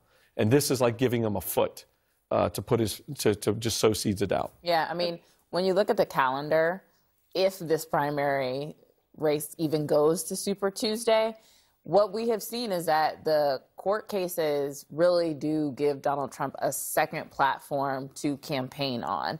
And if the Republican primary is over, let's say after South Carolina, before it gets to Super Tuesday, all the cases that come up will just be Donald Trump saying, crooked Joe Biden and his Department of Justice, they're attacking me, and use as like fodder to really rile up his base, which will be an important part for him to win, to be able to win in the general election. I don't know all the specifics of the Fani Willis case. in terms of hiring the special counsel. But you don't want to have unforced errors, and this seems to be bringing unnecessary attention to a case that is already complicated and is super important. I think one of the things about Jack Smith that people are having some trouble with is that he doesn't speak. Yeah. Like, Jack Smith is doing things. He's letting his filing speak. He's letting the four corners of documents speak, some stronger than others. He is using the court to be his megaphone. And what we have in Atlanta, first of all, I've said this, Atlanta's not a real place. And so this chaos that's surrounding this investigation sounds like Atlanta. But I don't think it has anything to do with the charges that undergird the indictment. That doesn't mean that it's not going to cloud it. That doesn't mean that it's not an unforced error. That doesn't mean that it's something that neither of them should have done. I don't know the facts of the case, but what I will say is that when you're doing something like this, particularly and I know what she was saying in the pulpit, but particularly as a black person and a black woman, you can't even give the hint of impropriety, right? Because it's going to be scrutinized even that much more, and you can't play in the gray area, which I'm afraid they may have done. With all that being said, we saw how long it took for them in Georgia to bring Young Thug to trial, right, in YSL. It took them 8 months, 9 months to pick a jury. This isn't going to happen before the election. I know they're trying to do August, but this cannot happen before the election. And so Jack Smith is going to get his day in court, and Donald Trump likely, Jeff will be casting his ballot for Donald Trump, and he'll be guilty. I've made that pretty public. I think to say this might have a hint of impropriety is putting it lightly. And we talked about this before. The Atlanta Journal-Constitution has an opinion piece on this, talking about this case. He says, boy, this one stinks like fish left out for hours in the car trunk in July, talking about the questions of impropriety with regard to this case here. And look, what this does, this just further plays into Donald Trump's hands that there are prosecutors and there are liberal justices and there are people in the judicial system and the legal system that are out to get him. They have conflicts of interest. There are questions of their character, questions of impropriety. This just plays into Donald Trump's hands, having all of this. And what this does is Ashley says he is using all of these court cases and these legal opportunities to continue to campaign as a victim. And for at least in the Republican primary, people are buying into it. They're saying Donald Trump is a victim of overzealous prosecution. He is being, there's a criminalization of the justice system. And thankfully, he is out there taking it, because if they weren't going after him, they would go after me. That's what his people believe. That's what he's telling them. It's going to be a different story when we get to the general election if he were to be the one. But right now, it doesn't hurt him in the primary. Well, I got to tell you, as a trial attorney, the concern you have is whether your jury thinks less of the prosecutor bringing the case or not. Is your jury going to look at this and say, this is somebody that I can't trust, or will they give the benefit of the doubt that the government has enough in their arsenal to go after the people at the other end of Georgia versus? That's where it comes into play. Whether it impacts that, we'll have to wait and see. The public opinion, though, will speak very loudly. Next, CNN was in a room full of New Hampshire voters as the Iowa results came in. We'll see what happened.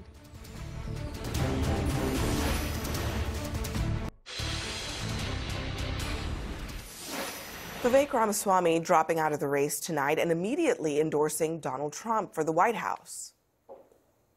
Earlier tonight, I called Donald Trump to tell him that I congratulated him on his victory, and now going forward, he will have my full endorsement for the presidency, and I think we're going to do the right thing for this country. Now, keep in mind, Ramaswamy clung closely to Trump throughout this campaign, vowing to support him even if he was convicted of felonies. But 2 days before the Iowa caucuses, Trump's campaign turned on him, calling Ramaswamy a fraud and telling voters to reject him at the caucuses.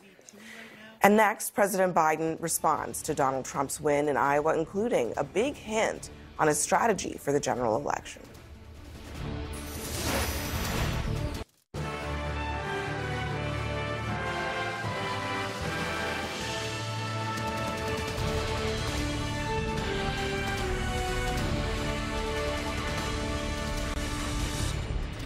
Donald Trump gives new meaning to a clear and convincing win.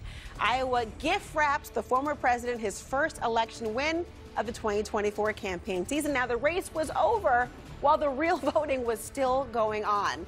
I'm still Laura Coates and still in New York, and you're watching hour 12 of special coverage here on CNN for the Iowa caucuses. It is a marathon for us and for the candidates. I'm Abby Phillip in Washington. Donald Trump last night channeled the Beatles, asking the rest of the party to come together. His belief is that the entire race at this point is over. His rivals should not pass go, and the Republican Party should simply skip to preparing for the general election. I really think this is time now for everybody, our country, to come together. We want to come together. I want to congratulate Ron and Nikki for having a good time together. We're all having a good time together. And I think they both actually did very well. I really do. I think they both did very well. But it is the general election and the fear of that 2020 rematch between Trump and Biden that Nikki Haley is now using to convince Republicans that she should be the one to get their vote. I can safely say tonight, Iowa made this Republican primary a two-person race. Our campaign is the last best hope of stopping the Trump-Biden nightmare. Well, Harry Enton is here at the Magic Wall with more. Harry, first of all, I'm not sure that it's really the two-person race she thinks of. And also, Trump's shade about, I want to congratulate them on having a good time, was not really what most people thought of as a congratulations. Yeah, you know, I shall note Nikki Haley came in third place. Third place in Iowa. So if it's a two-person race, then is it a race between Donald Trump and Ron DeSantis? And I guess I was a little bit also surprised that just, you know, that was probably one of the nicest I've seen Donald Trump be in a while. But I'll also note further, obviously, Vivek Ramaswamy has decided to leave this race, and a lot of people see him, you know, as sort of a younger sort of version of Trump. But Ramaswamy never connected in the way that Donald Trump did. I just think it gives you an idea of the political skills of Donald Trump and something that we could see going forward in this particular election cycle. Well, we can probably fast forward a little bit. I mean, I'm not going to fast forward through all the primaries, but if this was an indication of what the general will look like, it'll be Trump-Biden. How's that match up? Yeah, you know, Nikki Haley wants to make the argument that she can win in a general election and Donald Trump can't.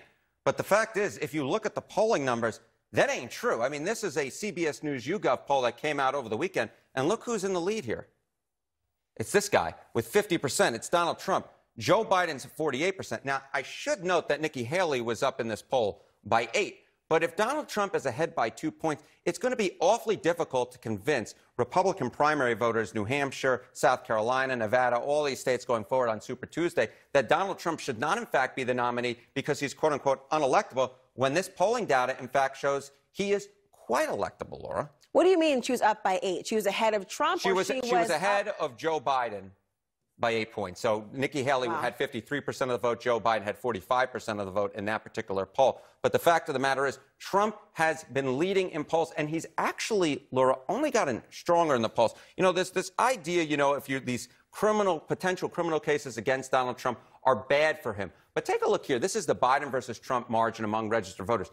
Pre-indictments, look, Joe Biden was up by 2 percentage points.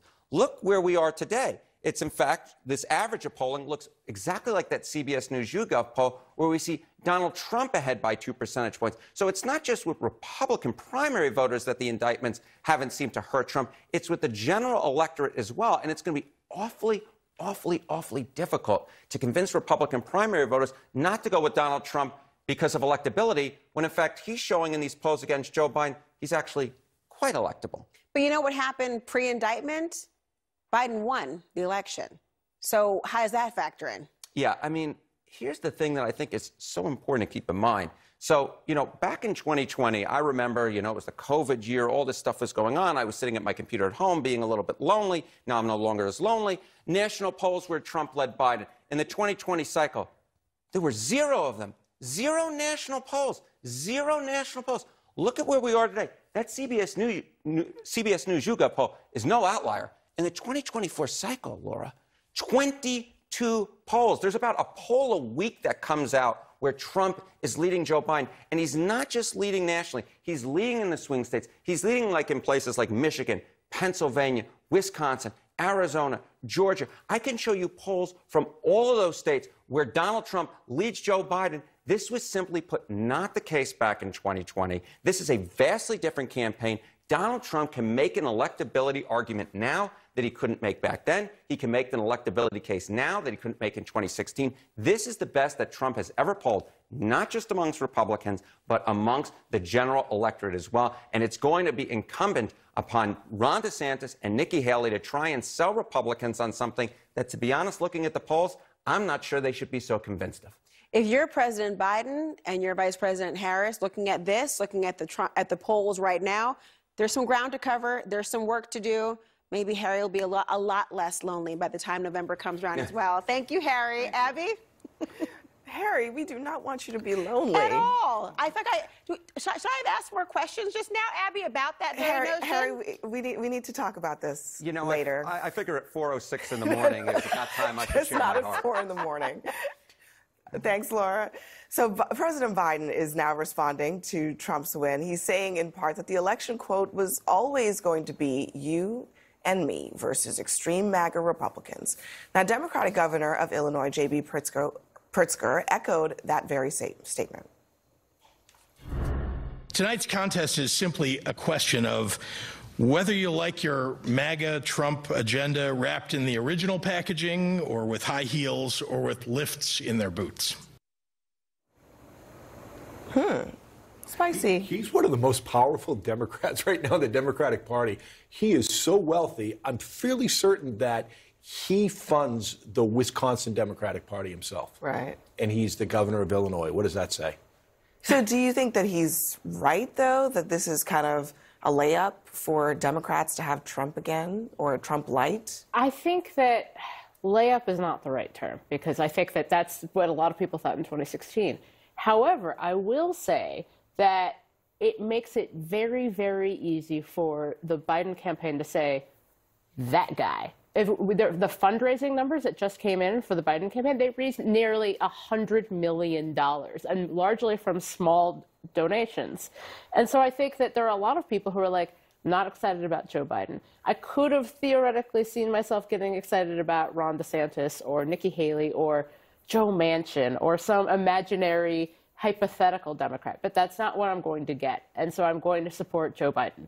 And I think that Joe Biden did this effectively in 2020 by basically saying, like, look at this guy. I mean, there was actually a debate in which he just kept saying, look at this guy. And I don't know if that's going to work again. I don't know anything. But I do think that being very, very clear that this is, you're either going to get Joe Biden or you're going to get Donald Trump, I think that in some ways that makes the Biden campaign's job a little bit easier. And I mean, that's not too shabby. $100 million for a president that is allegedly depressing enthusiasm among his own voters. It seems to suggest that there is some sense of urgency there among Democrats. There is. And look, I mean, President Biden's favorability is not great. Donald Trump's favorability isn't great either when you look at the general electorate. I mean, he is, as Nikki Haley said, one of the most unpopular candidates, especially a Republican candidate. And so Biden advisors that I was talking to tonight said that, they believe that the results tonight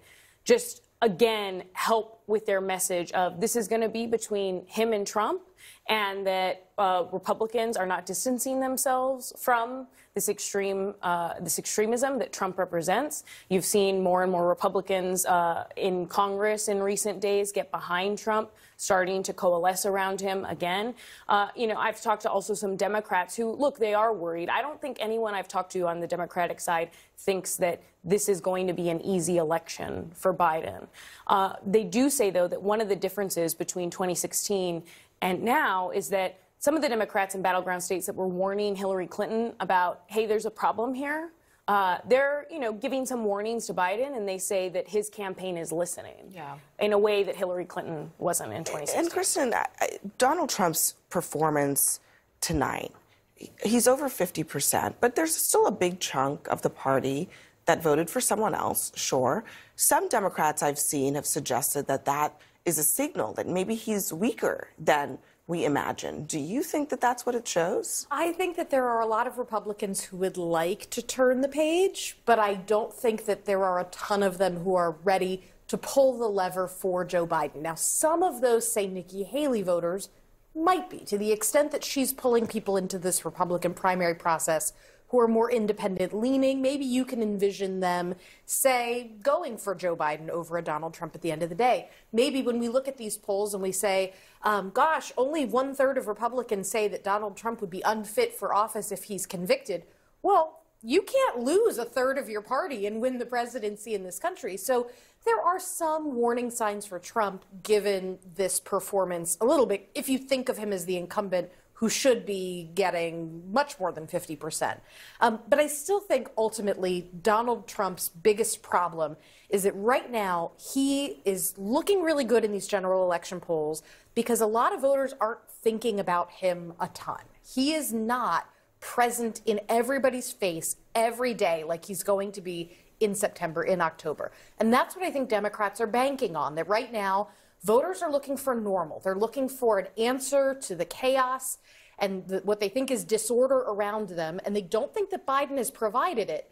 But have they forgotten what they might get with Donald Trump? I suspect the Biden campaign will be very eager to remind voters of what a Donald Trump presidency could look like. Yeah, trying to take Trump from the background noise to a central player in the drama is going to be the job of the Democrats over the next couple of months. Everyone, stick around for us, Laura.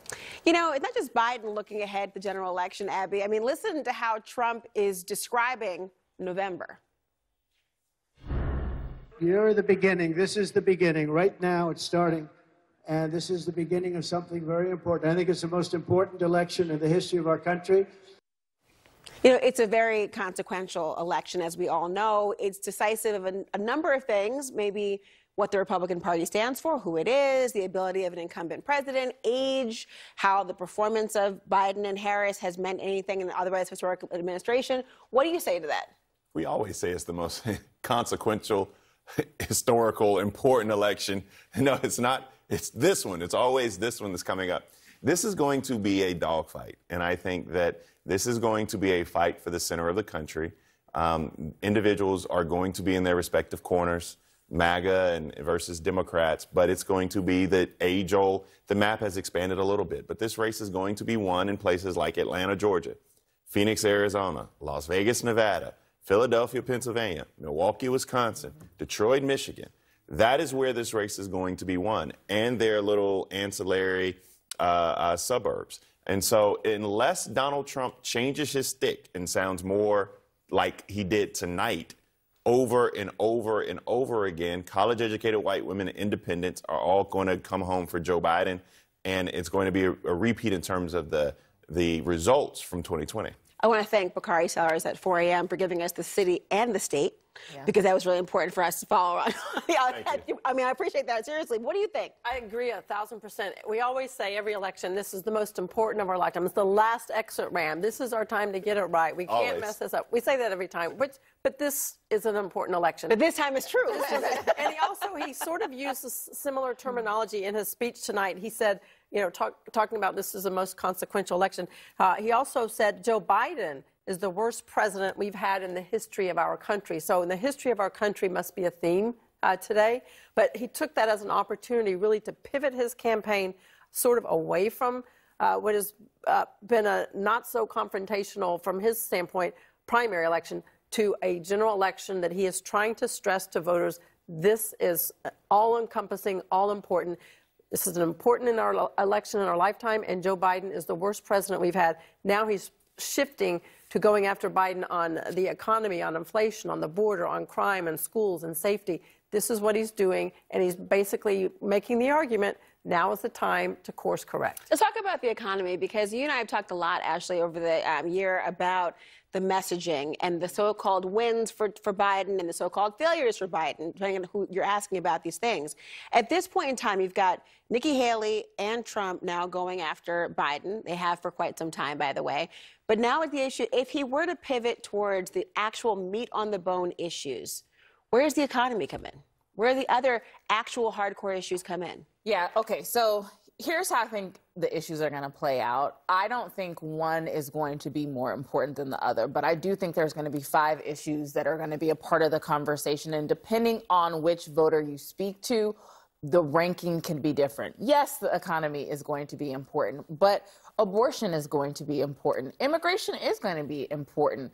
The service worker industry, you know, we just are coming out of COVID and the opportunities that essential workers have.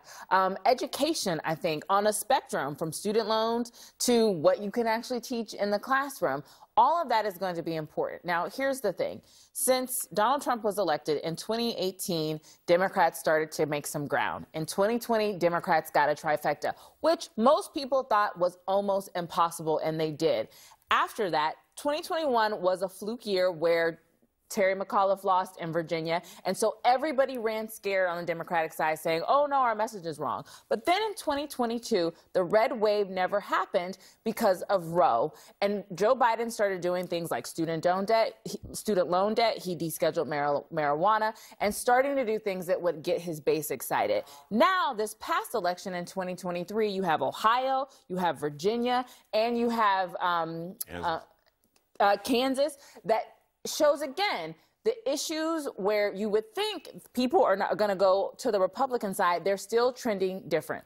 This will be the first time since all of those issues happened that Joe Biden will be on the ticket. Can he weave that narrative together and say, I am working on the economy, but I am going to protect your democracy, I'm going to protect your bodily autonomy, and sell that to the people? That will be the big question. But all trends today are showing that the Democratic issues and messages are working with the average American. I think if you skate to where the puck's going in November, it's going to feel a lot different than it does, obviously, during this primary time, and it's going to shift back to the suburbs. And so the simple math is whoever wins the White House has got to win the suburbs, right? And I think Donald Trump has a huge problem in the suburbs. He's had it. It's gotten worse. I think very few people have changed their opinion, and that's probably that 49% that you see show up that vote for somebody other than Donald Trump in these primaries, right? They just are not going to ever come back. I also think there's going to be this third-party effort that starts to really form as you saw this big divide really happen, our worst nightmare for those that don't want Trump and yet conservative. We'll start to see some real energy show up behind that. If No Labels finds somebody of true stature and substance and name ID, that's a huge problem. And it will shape differently. Go ahead. No, what I was going to say just quickly is that, yeah, I mean, Democrats, the economy actually, inflation is cooling, it's slowing down. Joe Biden has done those things in the market, jobs, the black-white inequality gap is narrowing and shrinking. Those things are happening. What Democrats have to pay attention to, though, and talk about with some substance and some solution are two issues which we have not dealt with well. That's the issue of crime and the issue of immigration. Those are very real issues, and we cannot allow those issues to catch us on our six.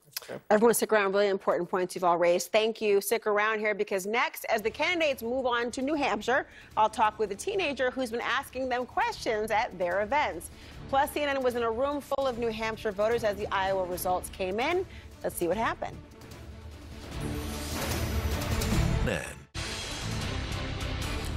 Already, the candidates are turning their attention to New Hampshire, where CNN's Gary Tuchman watched the results come in with a panel of local Republican voters. Abby and Laura, we spent the night watching CNN's Iowa Caucus's coverage with 10 loyal Republicans in New Hampshire, Rockingham County, New Hampshire. Of our group, only 2 of them say they're ready to vote for Donald Trump a week from Tuesday in the first-in-the-nation New Hampshire primary. The person who got the most support, Nikki Haley. 4 of the people on our panel say they will vote for Nikki Haley. So what I ask all 10 people tonight is, are you prepared to support Donald Trump if he ends up being the Republican nominee? If Donald Trump is the nominee of the Republican Party, are you all prepared to vote for Donald Trump? Absolutely. Yes. Anyone not definitive about voting for Donald Trump? Not definitive. Okay, tell me why, Bob. Well, I expect my president to act and conduct the prudential affairs of our government in a presidential manner. And I don't think he's been a good reflection of the kind of character I would like to see in the White House. Are any of you also troubled with his character? Yes. Yeah. But you're still ready to vote for him? Because you're not going to vote for Biden. No one here is thinking of voting for Biden. Who are you thinking of voting for if it's Trump versus Biden? I think I'd look to an independent candidate who came close to my Republican principles. Like who? Maybe someone like Joe Manchin would be someone I consider. You know, I think his economic policies are good. I like the way he reaches across the aisle And I think we need to have a president that's able to work with both parties so we can start getting things accomplished in Congress.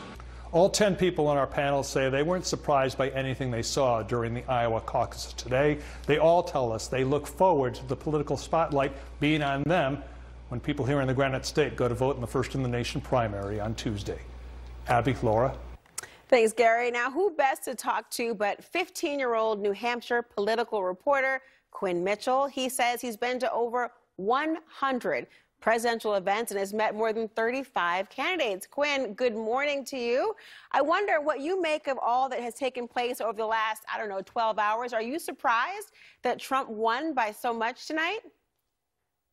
I mean, not really. I think if there's one key takeaway is that Trump is most likely going to win the GOP nomination. I think looking to New Hampshire, I think this is about the only state where it's going to give a Trump alternative a shot to win this. But I think what's clear to me is that Trump's lead is almost insurmountable at this point. You might very well be right. I mean, DeSantis came in at second place in Iowa. I mean, you've hit him with some pretty hard questions before and alleged that his security has treated you very poorly at rallies. He's going to be in New Hampshire tomorrow. I'm wondering, will you be at his events? If my mom will drive me, that's what it's going to be dependent on. If my mom can drive me, we'll have to see. We'll see tomorrow. All right, Mom. Well, give him a ride. I wonder if you actually go or not. What do people in New Hampshire, I do wonder, think of not only Trump but also DeSantis? Well, Trump can come in and do these fly-in, fly-out rallies. He can buck New Hampshire traditions. He can buck the norms. But Donald Trump is his own game. I mean, when I go to these rallies, I see this intense desire for community play out. The desire to feel need, wanted, and loved. And I mean, there's always going to be 40 to 50% of Trump voters. There's always going to be 40 to 50% of his voters who would go to hell and back with him. And I've seen his strong charisma play out, and it certainly engenders the belief that he'd do the same for them. But this perspective, it's really only something you get at a rally, and such an intense connection.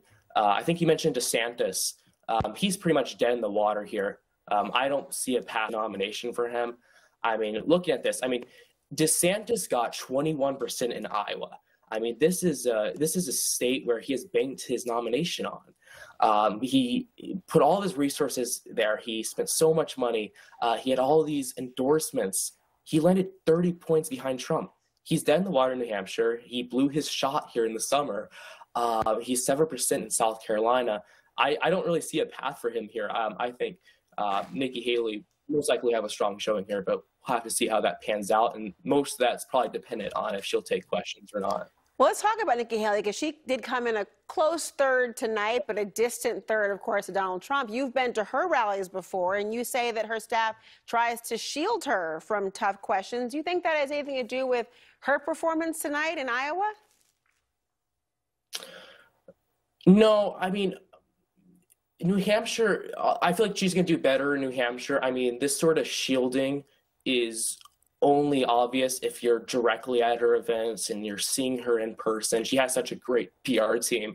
In Iowa, I mean, DeSantis is going to do well in Iowa. This is a much more conservative state.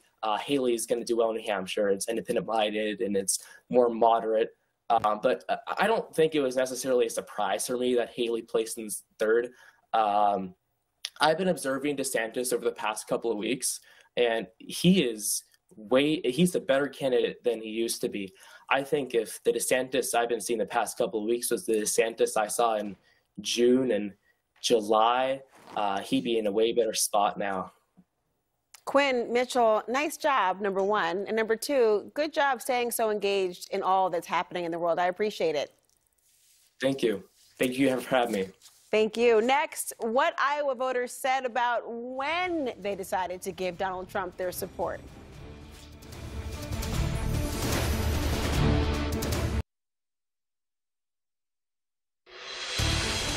Welcome back to CNN's continuing special coverage of the Iowa caucuses. Republican caucus goers overwhelmingly threw their support behind Donald Trump. And Harry Enton is back here with me at the Magic Wall to look at not just how it happened, but when that support happened. So it didn't come down to just tonight, did it? No. So take a look here. This is our entrance poll. Who decided before the last month?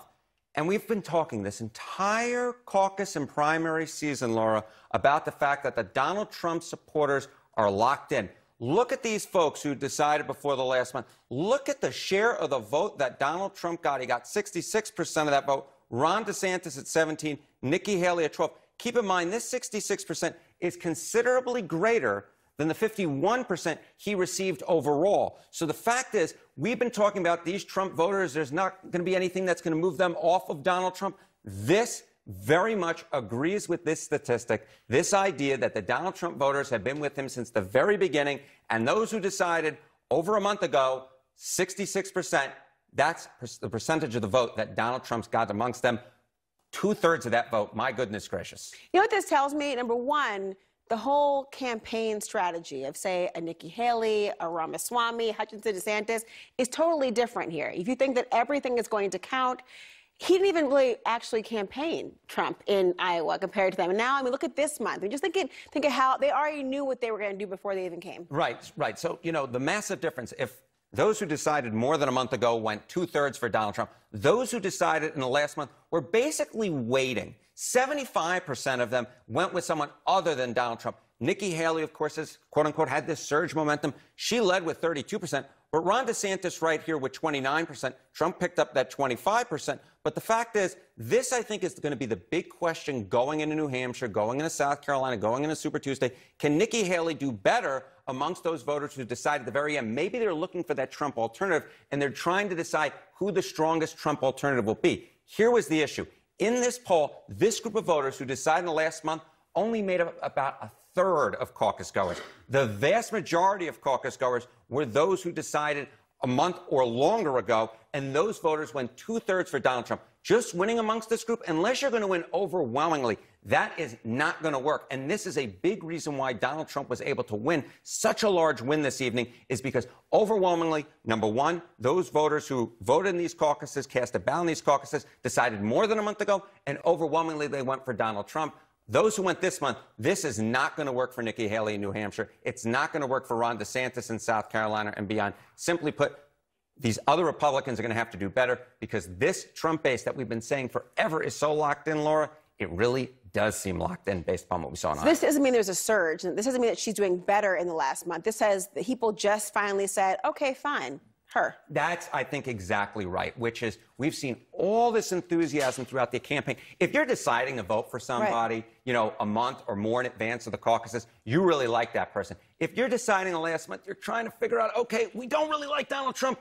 Who's that person we're going to go for? They decided to go for Nikki Haley. But the fact is, Laura, this is really a split field. And that's really what we've seen throughout. The Donald Trump base is strong. The opposition is very much divided. Take note. Thank you so much, Harry. Up next, Liz Cheney with a new warning about another Trump presidency if that happens. And this time, she's invoking Martin Luther King Jr.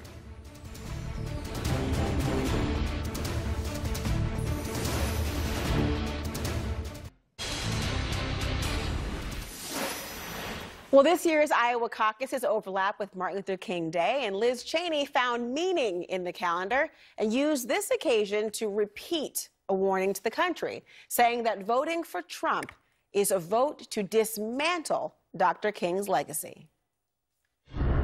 A great lie is doing its work, poisoning the bloodstream of our democracy.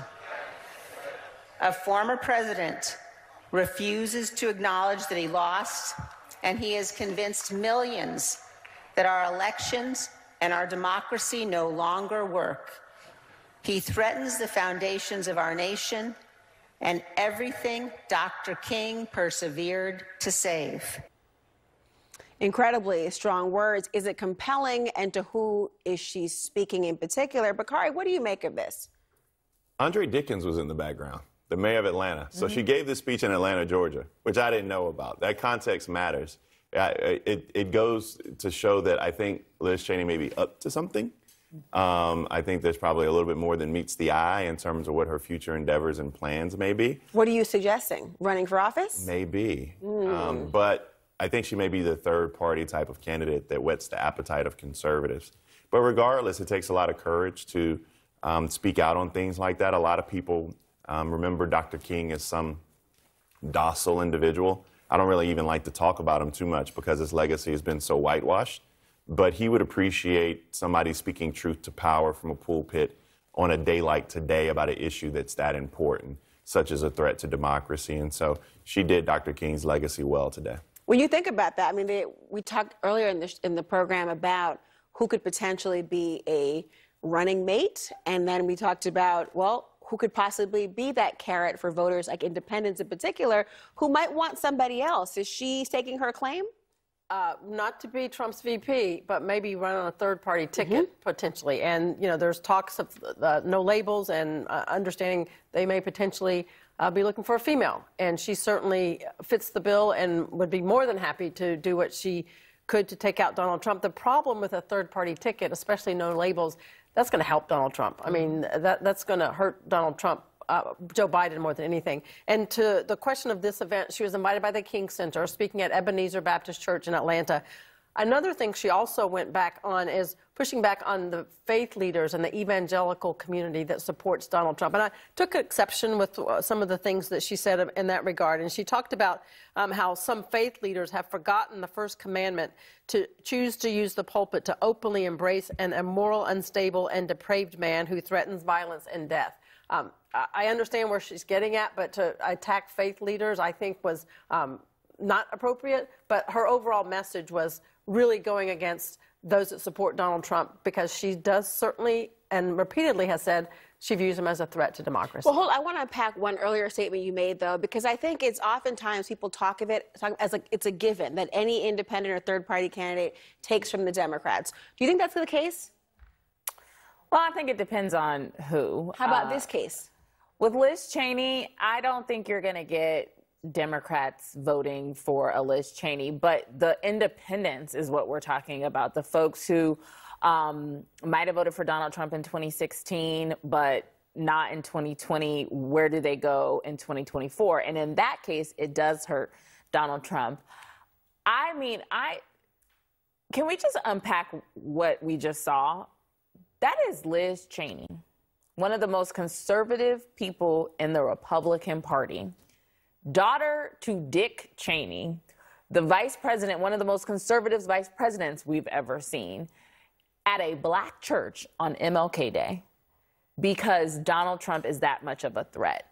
I don't think Liz Cheney with the exception of Donald Trump should not be president. I don't think Liz Cheney really agrees with any of Martin Luther King's policies. And so I get her being there, and I think it's important. But one thing Dr. King and Dr. King's family is, don't just talk about certain things. Talk about the comprehensive portfolio that Dr. King stood for. And so when that means eliminating poverty, standing for peace, and that's not really Liz Cheney's voting record. That's not all the way Dr. King's philosophy, though. Dr. King, many times in the movement, found people who may agree with him on a specific issue. You're not gonna get people with you all the time. And so one of the things that Dr. King was so good at was finding people like Liz Cheney, who is that stalwart Republican who otherwise you would not be seen, and invite them to meet your people where they are for this particular moment on an issue of this import.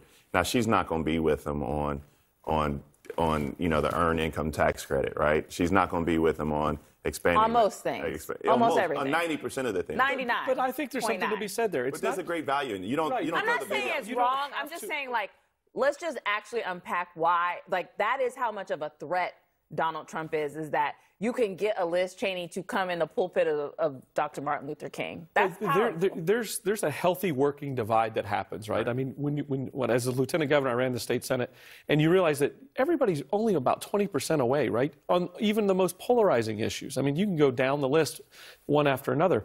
Applaud Liz Cheney. She's gotten it right out of the gates. I remember meeting her on the Hill with Adam Kinzinger and Anthony Gonzalez and others trying to just figure out what our strategy was. And our worst fears have come true. Donald Trump has kind of been able to figure out a way to get through the smoke. But the reality is there's a pent-up demand for Republicans to have an excuse to vote for somebody else at some point, when they feel like somebody has a legitimate chance to win. If Joe Biden wasn't so miserably supported in all these polls, there would be a different outcome tonight. It might not be that Donald Trump didn't win, but it'd be a lot closer than it is. But the folks that are on the fringe supporting Donald Trump, voting for Donald Trump, in that poll tonight, a lot of those folks just feel like he's inevitably going to win. So they're going to go that way. If they felt like there was a better chance, or they felt like Joe Biden was going to beat the brakes off him, they probably would switch those votes and be more serious about vetting a candidate that talks about policies. I mean, all this 4 hours of coverage tonight, we have yet to talk about really any policy positions that Donald Trump's taken or the Republican Party as a whole has taken. I mean, there's so many things that we should be picking on the Biden administration for that we just avoid because we're trying to, feed to Donald Trump's ego. Well, we've been doing over 12 hours of coverage. I don't know where you haven't been watching the entire thing, number one. But I was taking a nap. But yeah, well, there you go. But the larger issue, that one reason that there has not been this focus on the policies of what Trump is running on is because he has been focusing on non-policy related issues to much the chagrin of the Republican base. I do wonder what you think of course, Liz Cheney. She's called a rhino now. She's called a rhino now after all you know about her and all that is before her and the nation. Really interesting and compelling food for thought. I want to thank everyone here. And next, a breakdown of the other big event besides the Iowa caucuses. Stand by.